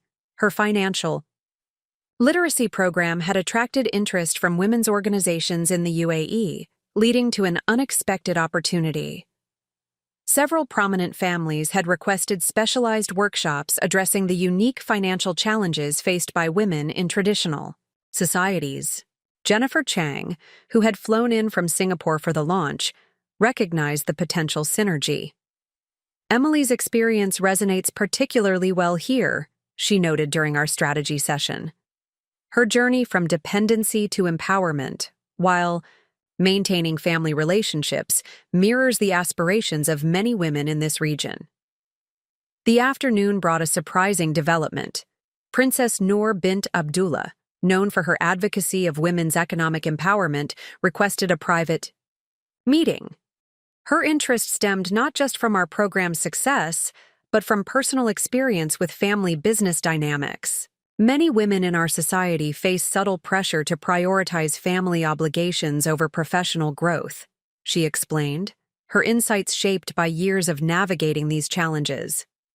Your systematic approach provides a framework for progress, without confrontation, an essential consideration in our culture. Catherine Martinez joined virtually from New York, bringing additional perspective to our discussion. The principles that helped resolve your situation with Emily translate remarkably well to this cultural context, she observed. The emphasis on maintaining harmony while establishing professional boundaries resonates strongly here. The princess proposed an initiative that would expand our impact significantly. She offered to sponsor a series of leadership academies across the Gulf region, combining our professional development framework with cultural sensitivity training. The program would create safe spaces for women to discuss challenges and develop solutions within their cultural context. Dr. Lisa Wong, who had accompanied me from Singapore, highlighted the broader implications. This adaptation of our program demonstrates its universal relevance, she noted. The core principles of systematic approaches to family obligations work across cultures because they address fundamental human dynamics. As we developed implementation strategies, Emily's input proved unexpectedly valuable. Her weekly video series had gained a following among young professional women in the Middle East, who recognized their own struggles in her story.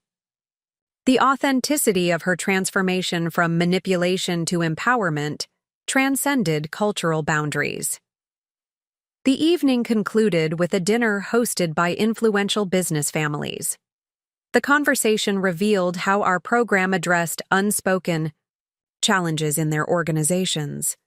Many had struggled to integrate talented female family members into their businesses while respecting traditional roles. Your framework provides a solution we didn't know we needed, remarked Hassan Al-Mahmoud, chairman of a major family conglomerate. It offers a way to preserve our values while embracing necessary change. Later, reviewing the day's developments with Jennifer, we recognized the broader implications of our work. The program wasn't just helping individual women navigate professional and family obligations. It was facilitating cultural evolution through practical, respectful approaches. The Dubai night skyline glittered with possibility, a fitting metaphor for the transformation we aim to achieve. By addressing universal challenges through culturally sensitive frameworks, we were helping write a new chapter in the story of professional women's advancement. Our experience proved that successful change doesn't require rejecting tradition. It requires creating new frameworks that honor both heritage and progress. The journey from personal crisis to global impact demonstrated that the most effective solutions emerge from authentic understanding of human dynamics. The success of our Middle Eastern launch was suddenly challenged by an unexpected source. A prominent religious scholar had published a widely circulated article questioning whether our program undermined traditional family values. The criticism spread rapidly through social media, threatening to unravel months of careful relationship building in the region. During our emergency strategy meeting in Dubai, Princess Noor bint Abdullah remained remarkably calm. This reaction was inevitable, she observed, studying the social media analytics on our screens. Any initiative that empowers women faces resistance. How we respond will determine our long-term impact in the region. Sarah Al-Rashid, who had become one of our strongest advocates, offered a unique perspective. The scholar's concerns actually validate our approach, she noted. He's expressing the very fears our program addresses, the worry that professional women's success comes at the cost of family harmony. The situation became more complex when several conservative family businesses that had initially supported our program began wavering. The pressure to withdraw was intense, particularly after several influential clerics endorsed the critical article. Catherine Martinez, joining virtually from New York, saw an opportunity in the crisis. This is exactly the kind of challenge our program was designed to address, she pointed out. Let's demonstrate our principles in action by finding a solution. that respects both progress and tradition. Dr. Fatima Hassan proposed an innovative approach. Instead of defending against the criticism, let's invite the scholar to participate in developing cultural guidelines for our program. His involvement could transform opposition into constructive dialogue.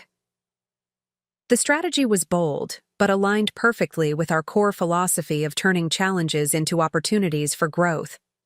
Emily's experience unexpectedly provided valuable insights.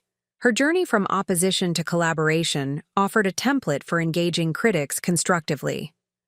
Your sister's transformation resonates strongly here, Jennifer Chang observed during our planning session. She demonstrated how someone can move from seeing professional ambition as a threat to family values to understanding how it can strengthen family bonds. We arranged a meeting with the scholar, Sheikh Abdullah Al-Qahtani, at his institution in Riyadh. The discussion proved transformative. Rather than defending our program, we listened to his concerns and shared how our framework actually strengthened family relationships by providing systematic approaches to managing obligations. Your emphasis on harmony rather than conflict is interesting, Sheikh Abdullah acknowledged, reviewing our materials. But how do you ensure professional success doesn't come at the expense of family duties? I shared the story of Emily's crisis and how our systematic approach had enabled better support than emotional manipulation ever could. The Sheikh was particularly impressed by how our framework had strengthened family bonds while maintaining professional excellence. Perhaps, he reflected, we have been asking the wrong questions. The issue isn't whether women should pursue professional success, but how they can do so while honoring family values. This insight led to a breakthrough. Sheikh Abdullah agreed to help develop guidelines ensuring our program aligned with cultural and religious values. His involvement transformed the narrative from resistance to constructive engagement. Princess Noor recognized the broader implications. This collaboration demonstrates exactly what we're trying to achieve, finding ways to honor tradition while embracing progress. It's not about choosing between family and career, but about creating frameworks that support both. The crisis yielded unexpected benefits. Our willingness to engage with critics and incorporate their insights enhanced our credibility. Several conservative families who had initially opposed the program became strong supporters after seeing how it strengthened family bonds. During a follow-up meeting with Gulf business leaders, Hassan Al-Mahmoud shared an important observation. By addressing the scholar's concerns directly, you've shown that professional ambition and family values aren't opponents, but allies. This resonates deeply in our culture. Emily's contribution to resolving the crisis proved valuable. Her weekly videos now included discussions with religious and cultural leaders, demonstrating how professional success could enhance rather than diminish family relationships. The authenticity of her journey continued to bridge cultural divides.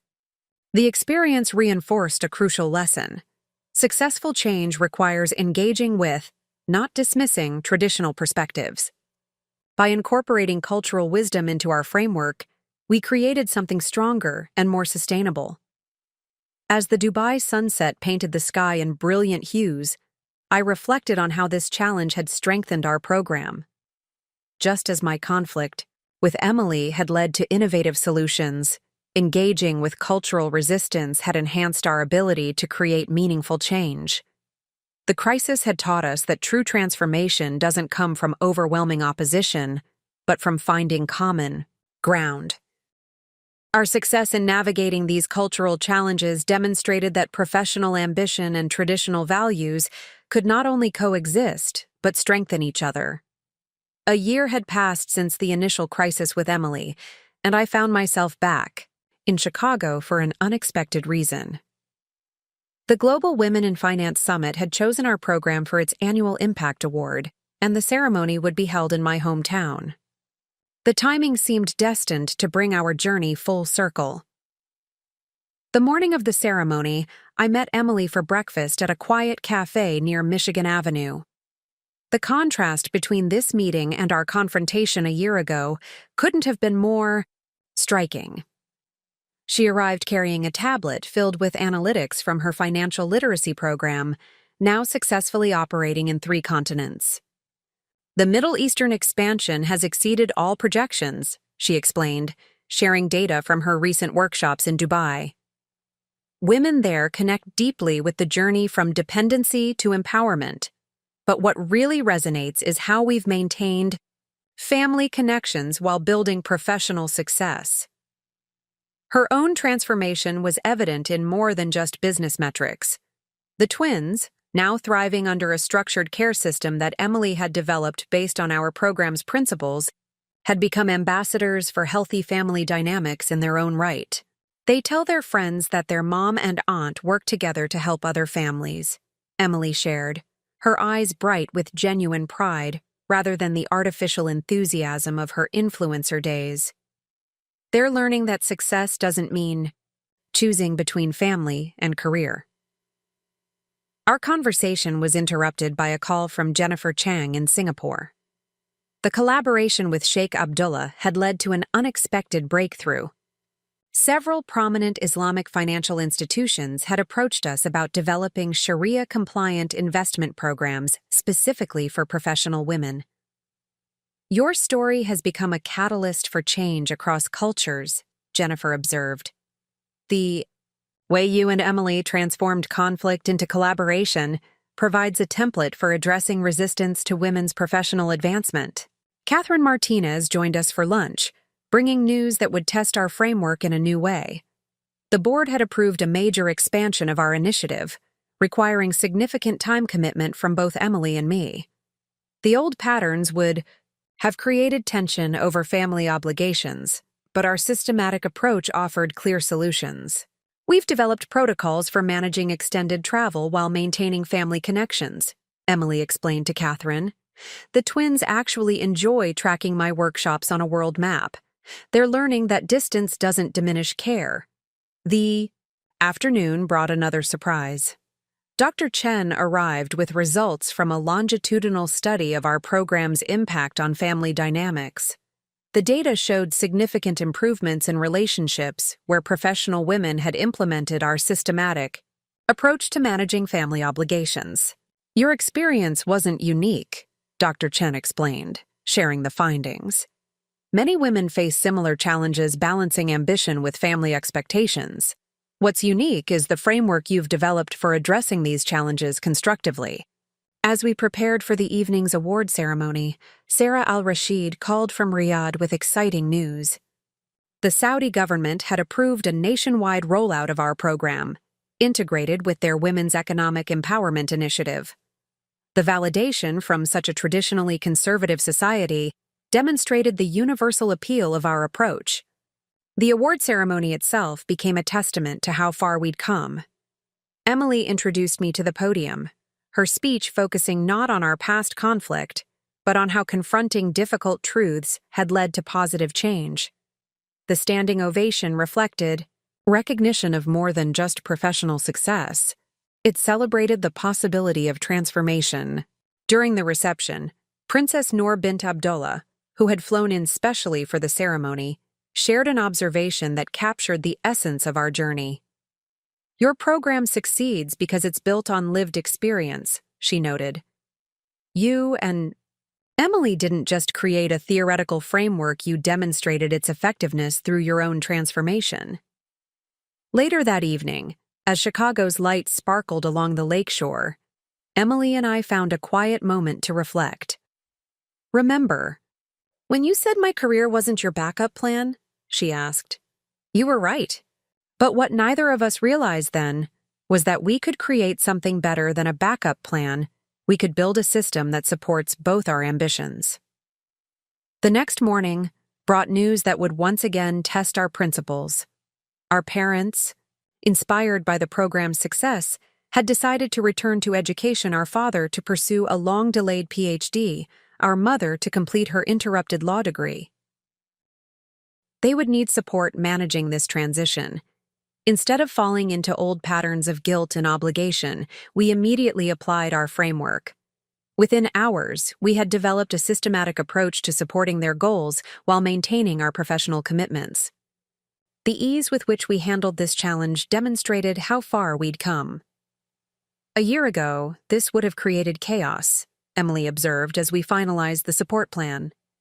Now it's just another opportunity to demonstrate that family and ambition can strengthen each other.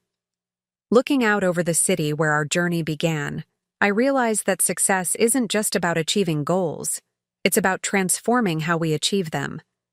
Our story had become more than personal triumph. It had evolved into a blueprint for change that transcended cultural and social boundaries. The United Nations invitation to present our program at their Women's Economic Empowerment Summit marked a new chapter in our journey. The New York headquarters buzzed with energy as delegates from over 60 countries gathered to discuss innovative approaches to supporting women in business. Our success in bridging cultural divides while maintaining professional excellence had caught the attention of global policymakers. The morning began with an unexpected challenge. Minutes before my keynote address, I received urgent news from Singapore.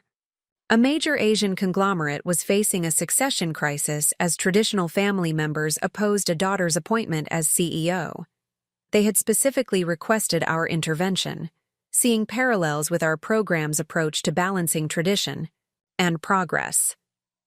This is exactly the kind of situation our framework was designed to address, Jennifer Chang noted during our hurried strategy session. But handling it while maintaining our UN commitments will test our systems to their limits. Catherine Martinez, who had flown in for the summit, saw an opportunity.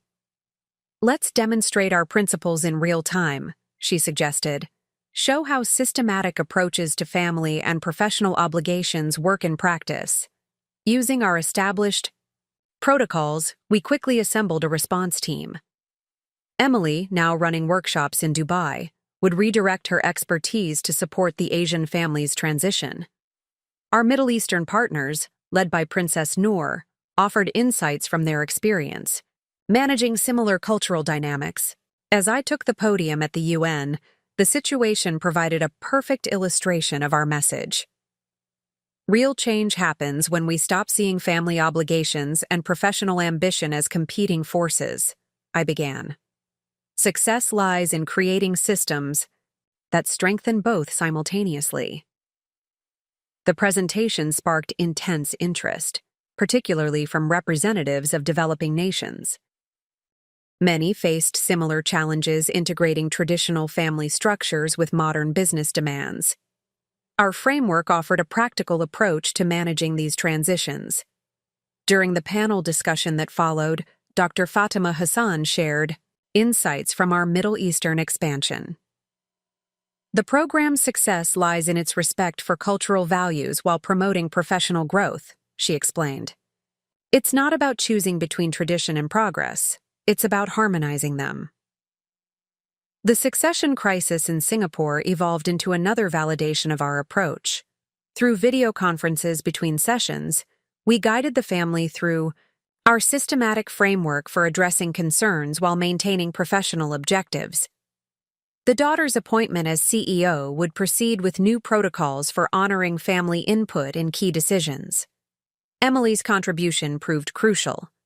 Her personal journey from opposition to collaboration resonated strongly with the traditional family members. Sometimes the strongest resistance comes from fear of losing connection, she observed during a strategy call. Our framework shows how professional success can actually strengthen family bonds. The summit also brought unexpected allies. Representatives from several international development banks expressed interest in incorporating our program into their women's empowerment initiatives. The potential to impact millions of lives through established financial networks opened new possibilities for scaling our approach. Sarah Al-Rashid, joining us from Saudi Arabia, shared how our program had transformed business culture in her region. "We've seen a 40% increase in women taking leadership roles in family businesses," she reported. More importantly, these transitions have strengthened rather than strained family relationships. The afternoon sessions focused on practical implementation across different cultural contexts. Our experience navigating various cultural sensitivities provided a template for global adaptation. The program's success in both Asian and Middle Eastern markets demonstrated its universal applicability. During a break between sessions, I received news that would test our principles in a new way. Our parents' return to education had inspired others in their community. They wanted to establish a scholarship program for older adults returning to school, but needed our help managing the initiative while maintaining their own studies. Instead of seeing this as an additional burden, we immediately applied our framework. Within hours, we had developed a systematic approach to supporting their project while preserving everyone's professional commitments. The ease with which we handled this new challenge demonstrated the robustness of our methods. A year ago, this would have created stress and guilt, Emily remarked during our evening debrief. Now it's just another opportunity to show how systematic approaches can support multiple goals simultaneously. The summit concluded with an unexpected honor. The UN Women's Division requested our help developing global standards for supporting professional women in traditional societies. Our framework would serve as a foundation for international best practices. As the New York skyline faded into dusk, I reflected on how far we'd come from that initial crisis. What began as a personal conflict had evolved into a movement for global change, proving that the most effective solutions often emerge from our greatest challenges. The day's events reinforced our core message. Success isn't about choosing between ambition and family, but about creating systems that enhance both. Our journey had become a blueprint for transformation that transcended cultural and social boundaries, showing that meaningful change starts with transforming how we approach challenges. 18 months after our initial crisis, I found myself standing in a packed auditorium at Harvard Business School. Our program had been selected as a case study for their curriculum, and the dean had invited me to speak to the next generation of business leaders. The irony wasn't lost on me. The same institution where I'd once learned about corporate strategy was now teaching students about our framework for balancing professional ambition with family obligations. The morning's lecture was interrupted by breaking news that would test our principles at their highest level yet. The World Economic Forum had announced a global initiative to address gender disparities in family businesses, and they wanted our program to serve as the cornerstone of their approach. This opportunity would require unprecedented coordination across time zones and cultures. This isn't just about scaling the program anymore, Catherine Martinez observed during our emergency strategy session. We're being asked to reshape how the world approaches family business dynamics. The question is, can our framework handle this level of expansion while maintaining its core principles? Emily joined virtually from London, where she was launching a new financial literacy center. Her transformation from social media influencer to respected financial educator had become a powerful testament to our program's effectiveness. We built this framework to be scalable, she reminded us. Every challenge we've faced has only made it stronger. The Harvard students' questions revealed how deeply our story resonated across generations. One young woman from a traditional Indian business family shared her struggles with similar pressures. How do you maintain professional boundaries without damaging family relationships? She asked, her voice reflecting the familiar tension we'd helped so many navigate. Before I could respond, my phone lit up with urgent messages. The succession crisis we'd helped resolve in Singapore had evolved into an unexpected opportunity.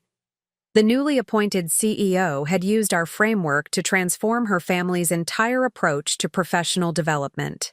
Now, their foundation wanted to establish a regional center for family business innovation based on our principles. Jennifer Chang, who had flown in from Singapore for the Harvard presentation, saw the broader implications.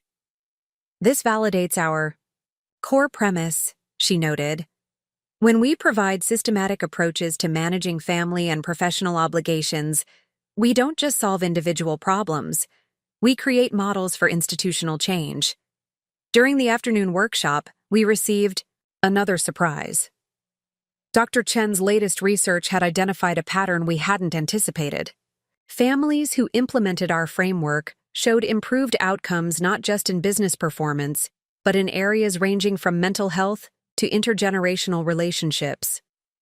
Your program isn't just changing how people work, Dr. Chen explained, sharing her findings. It's transforming how families evolve in response to modern pressures. The systematic approach provides stability during periods of rapid social change. The day took an unexpected turn when Sarah Al-Rashid called from Riyadh with news that challenged our assumptions. A consortium of Gulf region family offices had analyzed the long-term impact of our program and discovered something remarkable. Companies that had implemented our framework showed significantly better succession planning and talent retention than their peers. This isn't just about women in business anymore, Sarah observed. You've created a model for sustainable family enterprise that works across cultures and generations. Princess Noor added another perspective during our evening video conference. The framework's success in preserving family harmony while promoting professional growth has implications beyond business, she noted. We're seeing similar principles being applied to education, healthcare, and social services. The Harvard presentation concluded with an announcement that would bring our journey full circle. The business school was establishing a research center focused on family enterprise innovation, and they wanted our program to be its founding case study. The center would examine how systematic approaches to family and professional obligations could transform organizational culture. Later that evening, as I prepared for my flight back to Singapore, Emily shared news that perfectly captured our evolution. Her twins, now thriving under our structured approach to family support, had started a school project helping classmates understand work-life integration. They were teaching other children that family and ambition could strengthen each other. Remember when I used them as leverage to manipulate you? Emily reflected, her voice carrying the wisdom of hard-won insight. Now they're teaching others about healthy boundaries and systematic support. That's what real legacy looks like. The World Economic Forum opportunity would demand more from our framework than ever before. But as I looked out over the Boston skyline where my business career had begun, I realized that each challenge had prepared us for this moment. We weren't just scaling a program. We were catalyzing a global shift in how society approaches the intersection of family and professional ambition. Success, I had learned, wasn't measured just in professional achievements or family harmony, but in creating systems that elevated both. Our journey from personal crisis to global impact proved that the most powerful transformations often begin with the courage to challenge established patterns and create new frameworks for growth. 2 years after that fateful day, when Emily burst into my office demanding childcare, I stood on stage at the World Economic Forum in Davos, preparing to announce our program's most ambitious initiative yet. The journey from personal crisis to global movement had taught us lessons that went far beyond our original goals of balancing family obligations with professional ambition. The morning's announcement would reshape how organizations worldwide approach family and professional dynamics. The World Bank had committed to integrating our framework into their global development programs, potentially impacting millions of families across developing nations. But the true measure of our success lay in the stories of transformation we'd witnessed. Before we unveil the global initiative, I began, scanning the influential audience, I want to share a recent development that captures the essence of our mission. Last week, a young executive in Singapore faced a situation eerily similar to my original conflict with Emily. But instead of erupting into crisis, her company's implementation of our framework turned it into an opportunity for growth. Catherine Martinez, now our program's global director, shared data that validated our approach. Companies that have adopted the framework show a 70% increase in retention of high-performing women executives, along with improved family satisfaction scores. But more surprisingly, they're reporting stronger overall organizational resilience.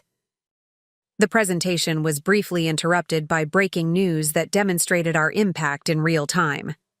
A major Middle Eastern sovereign wealth fund had just appointed its first female CEO, a graduate of our program who had used our framework to navigate traditional family expectations while pursuing professional excellence.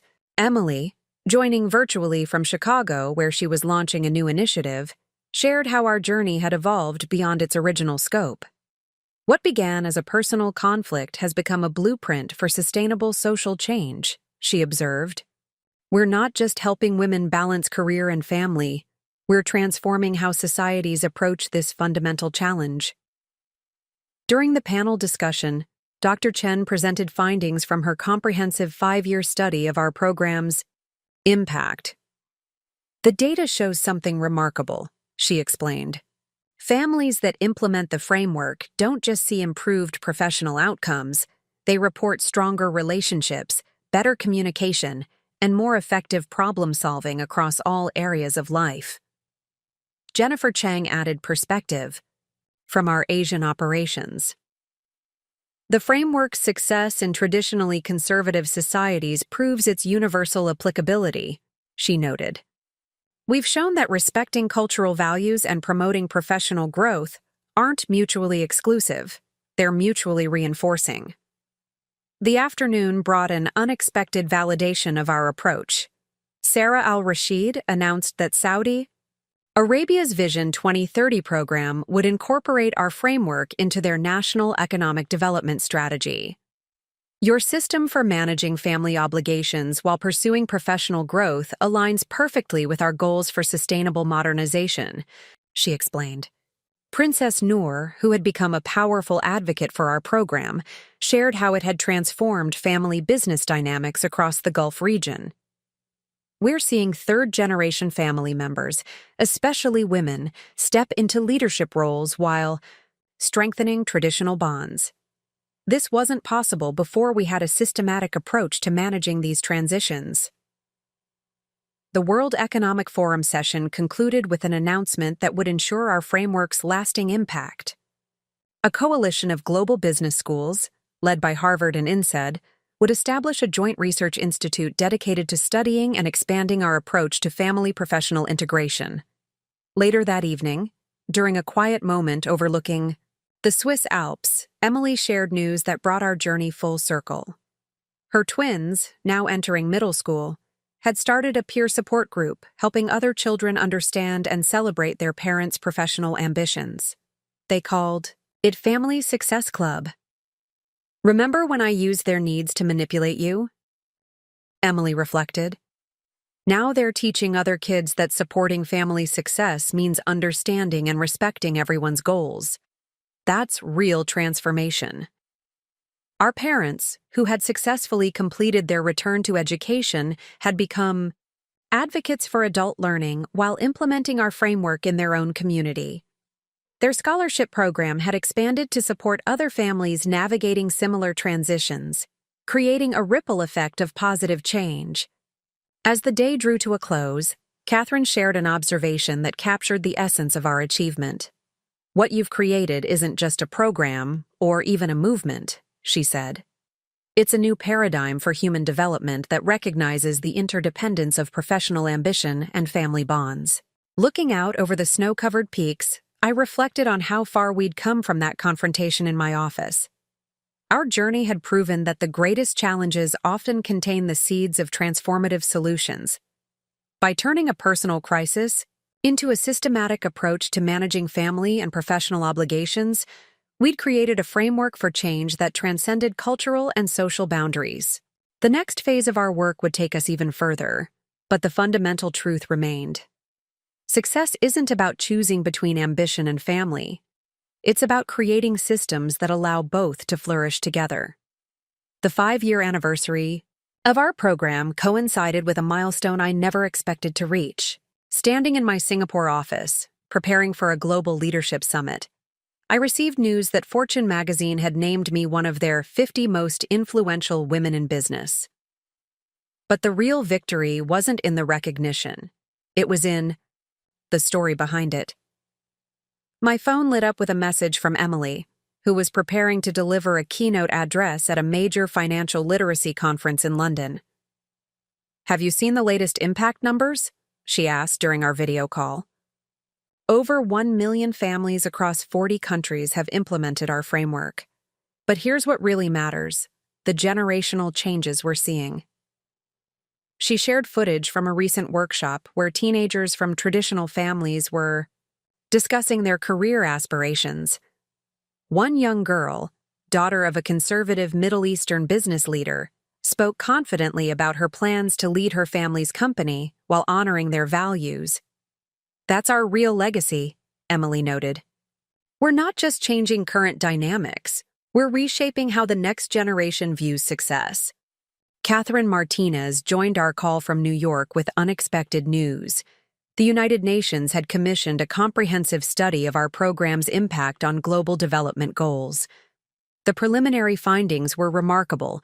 Regions that had implemented our framework showed significant improvements in women's economic participation without the social disruption often associated with rapid change.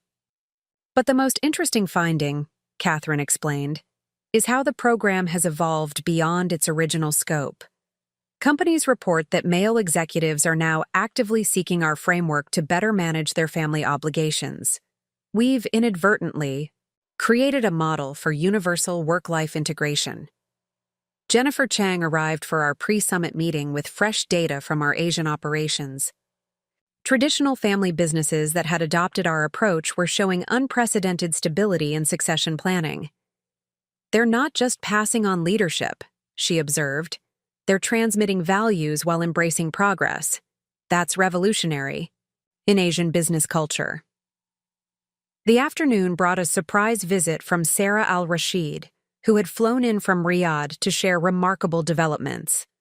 The Saudi government's implementation of our framework had exceeded all expectations, with women's participation in family businesses increasing by over 200% in just 3 years. More importantly, these changes had strengthened rather than strained family bonds. Your system proved what we always suspected, Sarah explained. Professional ambition and family values aren't opponents. They're partners in sustainable development. During the summit preparation, Dr. Chen presented findings from her latest research project. She had tracked families who implemented our framework from the beginning, including Emily's twins, now entering high school. The results were stunning. Children raised in environments where professional and family success were systematically balanced showed higher emotional intelligence and stronger leadership capabilities. You've created more than a business solution, Dr. Chen noted. You've developed a model for social evolution that preserves what matters while embracing necessary change. Princess Noor, joining virtually from Dubai, shared how our framework had transformed educational approaches across the Gulf region. Young women are no longer asked to choose between family expectations and professional dreams, she reported. Instead, they're taught to create systems that support both. As we reviewed the summit agenda, Emily shared something that brought our journey full circle. Her former Instagram followers, who once watched her carefully curated life of domestic perfection, were now engaging with substantive content about financial independence and family dynamics. The transformation in her online community reflected our broader impact, from superficial appearance to meaningful change. Remember when I used social media to manipulate perceptions? She reflected. Now we're using it to share real solutions. That's what authentic influence looks like.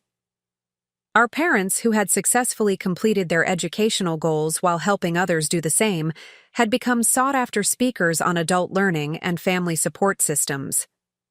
Their scholarship program had expanded into a national network, helping hundreds of families navigate similar transitions. The summit would mark the launch of our program's next phase, a global initiative combining artificial intelligence with human insight to make our framework more accessible to families worldwide. The technology would help customize our approach for different cultural contexts while maintaining its core principles. Looking out over the Singapore skyline, I reflected on the distance we'd traveled from that confrontation in my Chicago office. What began as a personal crisis had evolved into a movement transforming how society approaches the relationship between professional ambition and family obligations. "You know what's remarkable?" Emily observed during our final preparation call. "We're not just helping people balance family and career, we're showing them how these aspects of life can strengthen each other. That's the real breakthrough." The journey had taught us that success isn't measured in individual achievements or family harmony alone, but in creating systems that elevate both. By transforming our personal conflict into a framework for positive change, we demonstrated that the most powerful solutions often emerge from our greatest challenges. As the sun set over Singapore, casting long shadows across the city I now called home, I realized that our story was far from over. Each new implementation of our framework, each family transformed, each barrier broken added another chapter to a narrative that had become larger than ourselves. The morning of our program's global technology launch brought an unexpected full-circle moment. As I prepared to introduce our AI-enhanced framework at Singapore's Marina Bay Sands, my phone lit up with a notification that stopped me in my tracks. A young executive in Chicago had posted a viral LinkedIn story about how our program had helped her navigate a situation eerily similar to my original conflict with Emily. She was being pressured to sacrifice her career for family obligations, Jennifer Chang observed, reviewing the post. But instead of escalating into crisis, she used our framework to transform the situation into an opportunity for growth. That's the ripple effect we've been working toward. The post had caught fire across social media, with thousands of professionals sharing similar stories of how our systematic approach had helped them navigate family pressures while pursuing their ambitions. Each story reflected a personal journey of transformation, proving that our framework had taken on a life of its own. Catherine Martinez arrived with breaking news that validated our years of work. A comprehensive study by the World Bank had quantified our program's economic impact. Regions implementing our framework showed a 40% increase in women's participation in family businesses, with a corresponding improvement in business sustainability and family cohesion. "But here's what's truly revolutionary," Catherine noted, sharing the detailed findings. "The data shows that companies using our framework are 3 times more likely to successfully navigate generational transitions.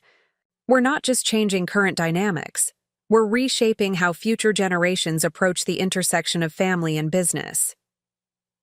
During the pre-launch briefing, Emily connected virtually from London with unexpected insights from her financial literacy centers.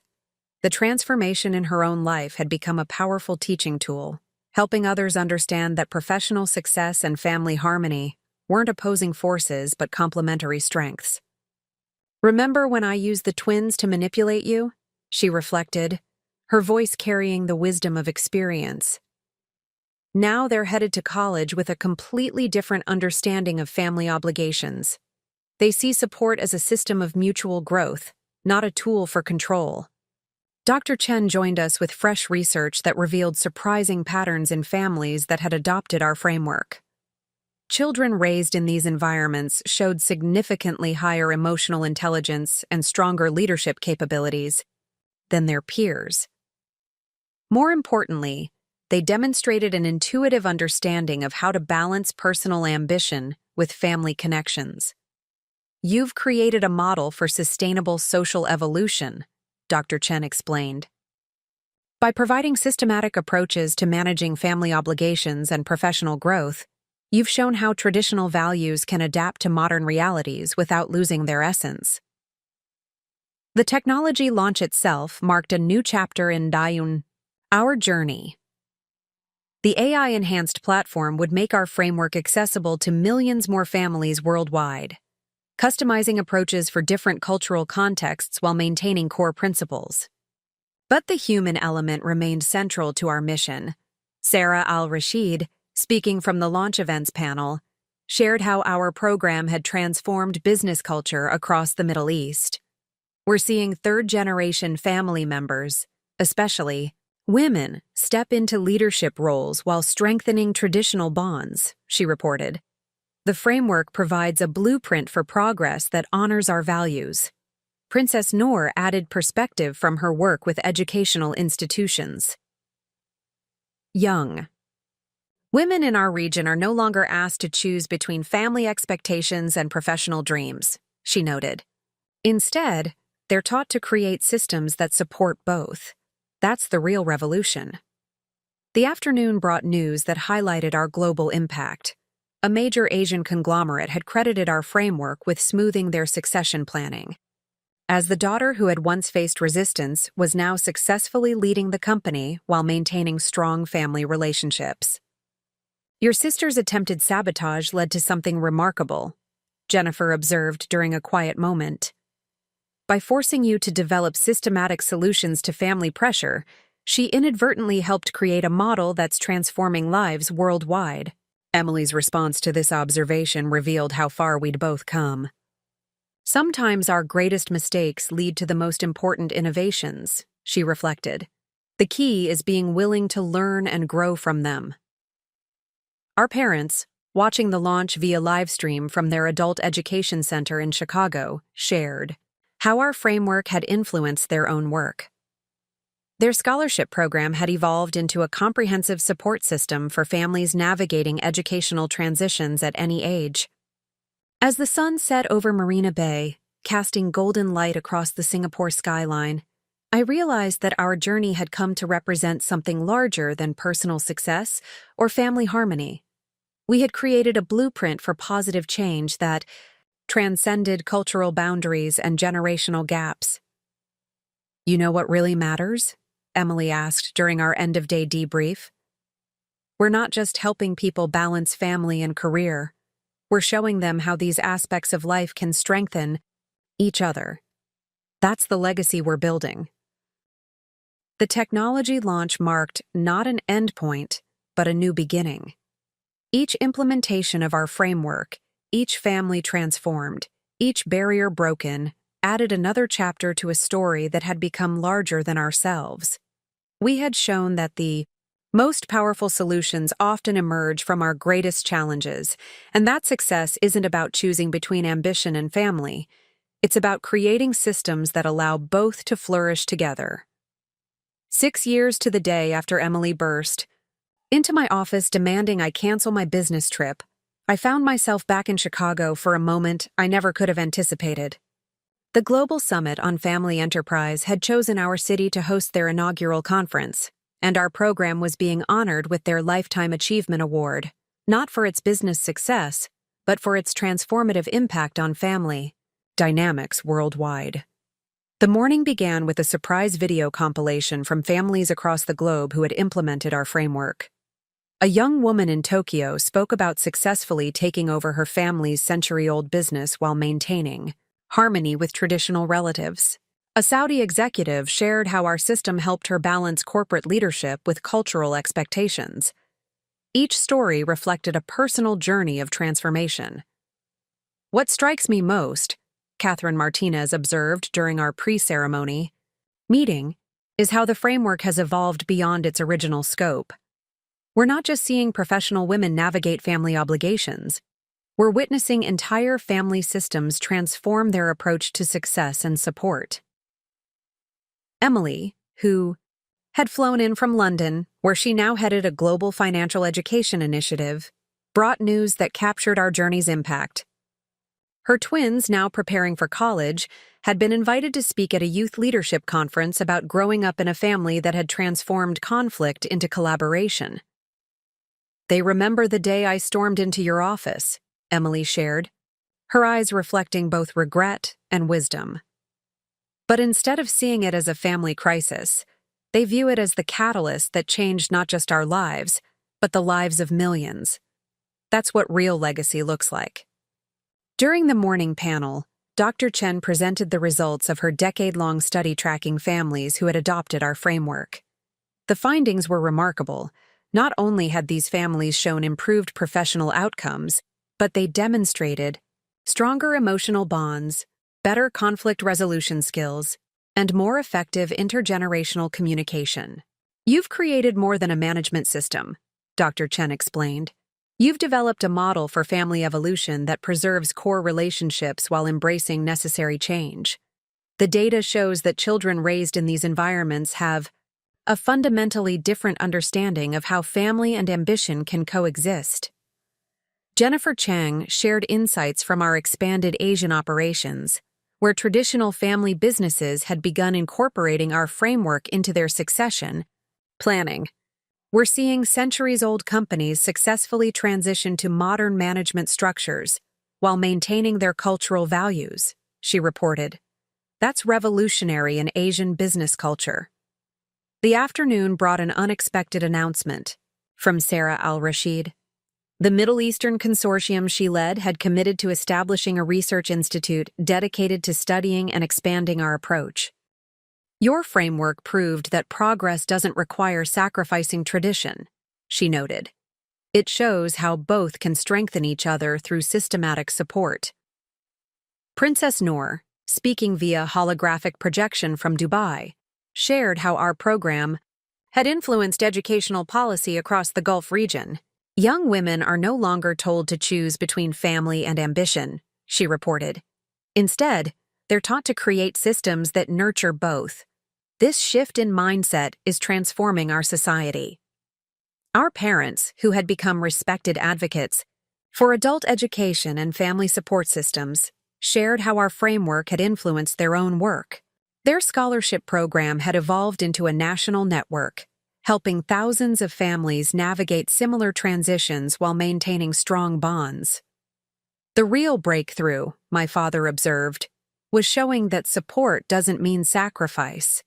By creating systematic approaches to managing obligations, you've demonstrated how families can grow stronger through individual success. As I prepared for my keynote address, Emily shared something that brought our journey full circle. Her former Instagram followers, who once watched her carefully curated life of domestic perfection, were now engaging with substantive content about financial independence and family dynamics. The transformation in her online community reflected our broader impact, from superficial appearance to meaningful change. Remember when I used social media to manipulate perceptions? She reflected. Now we're using it to share real solutions. That's what authentic influence looks like. The evening's award ceremony was marked by an announcement that would ensure our framework's lasting impact. A coalition of global institutions had committed to integrating our approach into their development programs, potentially reaching millions more families worldwide. Looking out over the Chicago skyline where our story began, I reflected on the distance we'd traveled. What started as a personal conflict had evolved into a movement transforming how society approaches the relationship between professional ambition and family obligations. You know what's remarkable? Emily observed as we watched the sun set. Over Lake Michigan. We're not just helping people balance family and career. We're showing them how these aspects of life can enrich each other. That's the real breakthrough. The journey had taught us that success isn't measured in individual achievements or family harmony alone, but in creating systems that elevate both. By transforming our personal conflict into a framework for positive change, we demonstrated that the most powerful solutions often emerge from our greatest challenges. As night fell over the city where it all began, I realized that our story was far from over. Each new implementation of our framework, each family transformed, each barrier broken, added another chapter to a narrative that had become larger than ourselves. We had shown that the path to true success lies not in choosing between ambition and family, but in creating systems that allow both to flourish together. Sometimes life's most profound lessons come wrapped in its most challenging moments. As I stand here writing this final reflection from my office in Singapore, looking out over a skyline that has become as familiar as Chicago's once was, I can't help but marvel at how a crisis meant to break my career instead created a blueprint for global change.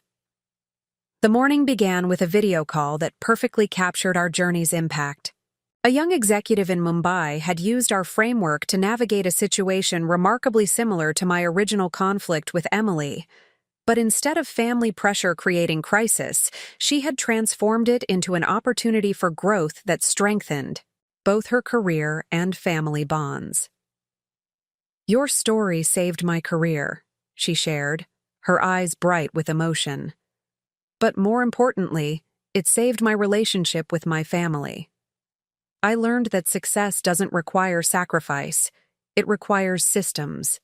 So Emily, now a respected leader in financial education, joined our call from her London office with news that brought everything full circle. Her twins, starting their first year of college, had chosen to study business and psychology, inspired by watching our framework transform not just our family, but millions of others. "They're writing their college essays about the day I stormed into your office," Emily shared, laughing at the memory. "But they're not writing about family conflict. They're writing about how crisis can catalyze positive change when you're willing to learn from it." The latest data from our global impact study revealed something remarkable. Dr. Chen's research showed that families implementing our framework didn't just see improved professional outcomes, they experienced stronger relationships, better communication, and more effective problem-solving across all areas of life. "What you've created," Dr. Chen explained during our morning briefing, "isn't just a management system. It's a new paradigm for human development that recognizes the interdependence of personal ambition and family bonds."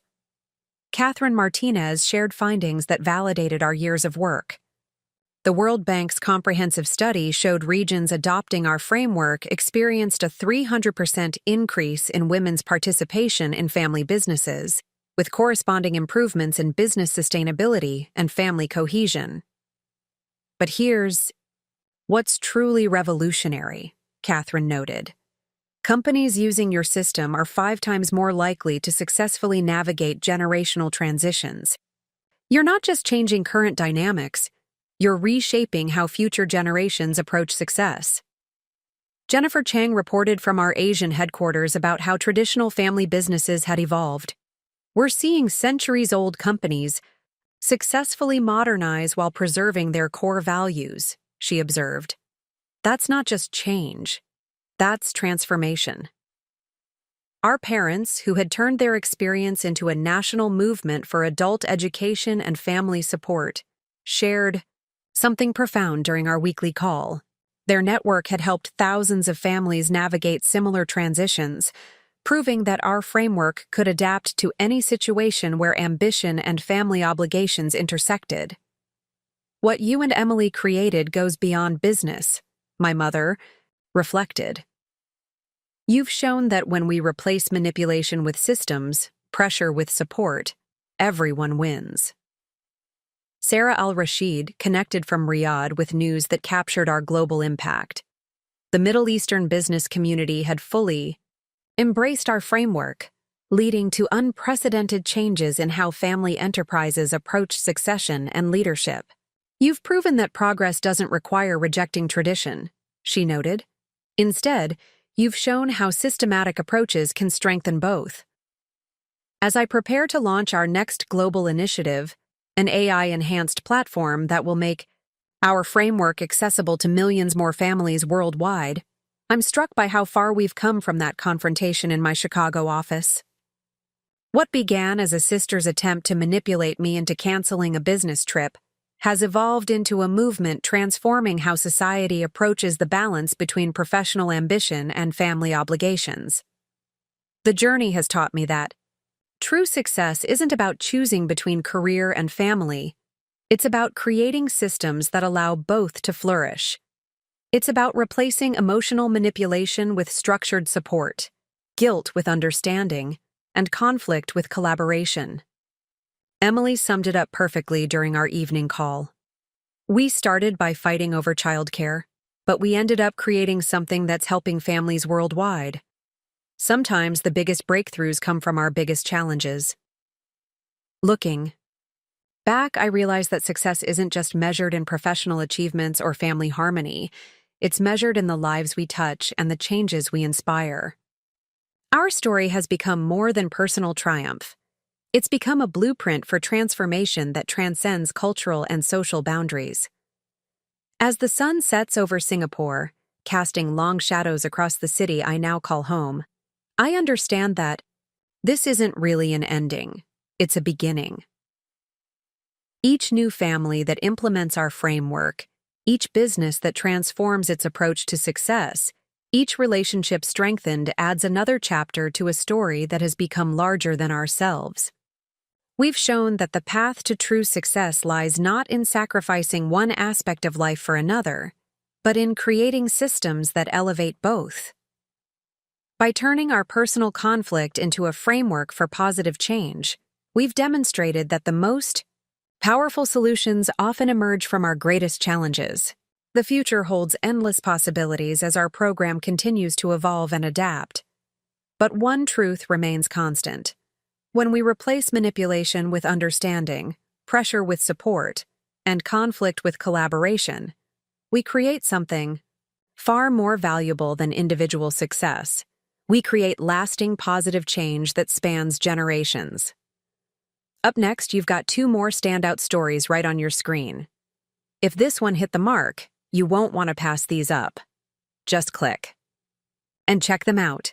And don't forget to subscribe and turn on the notification bell so you don't miss any upload from us.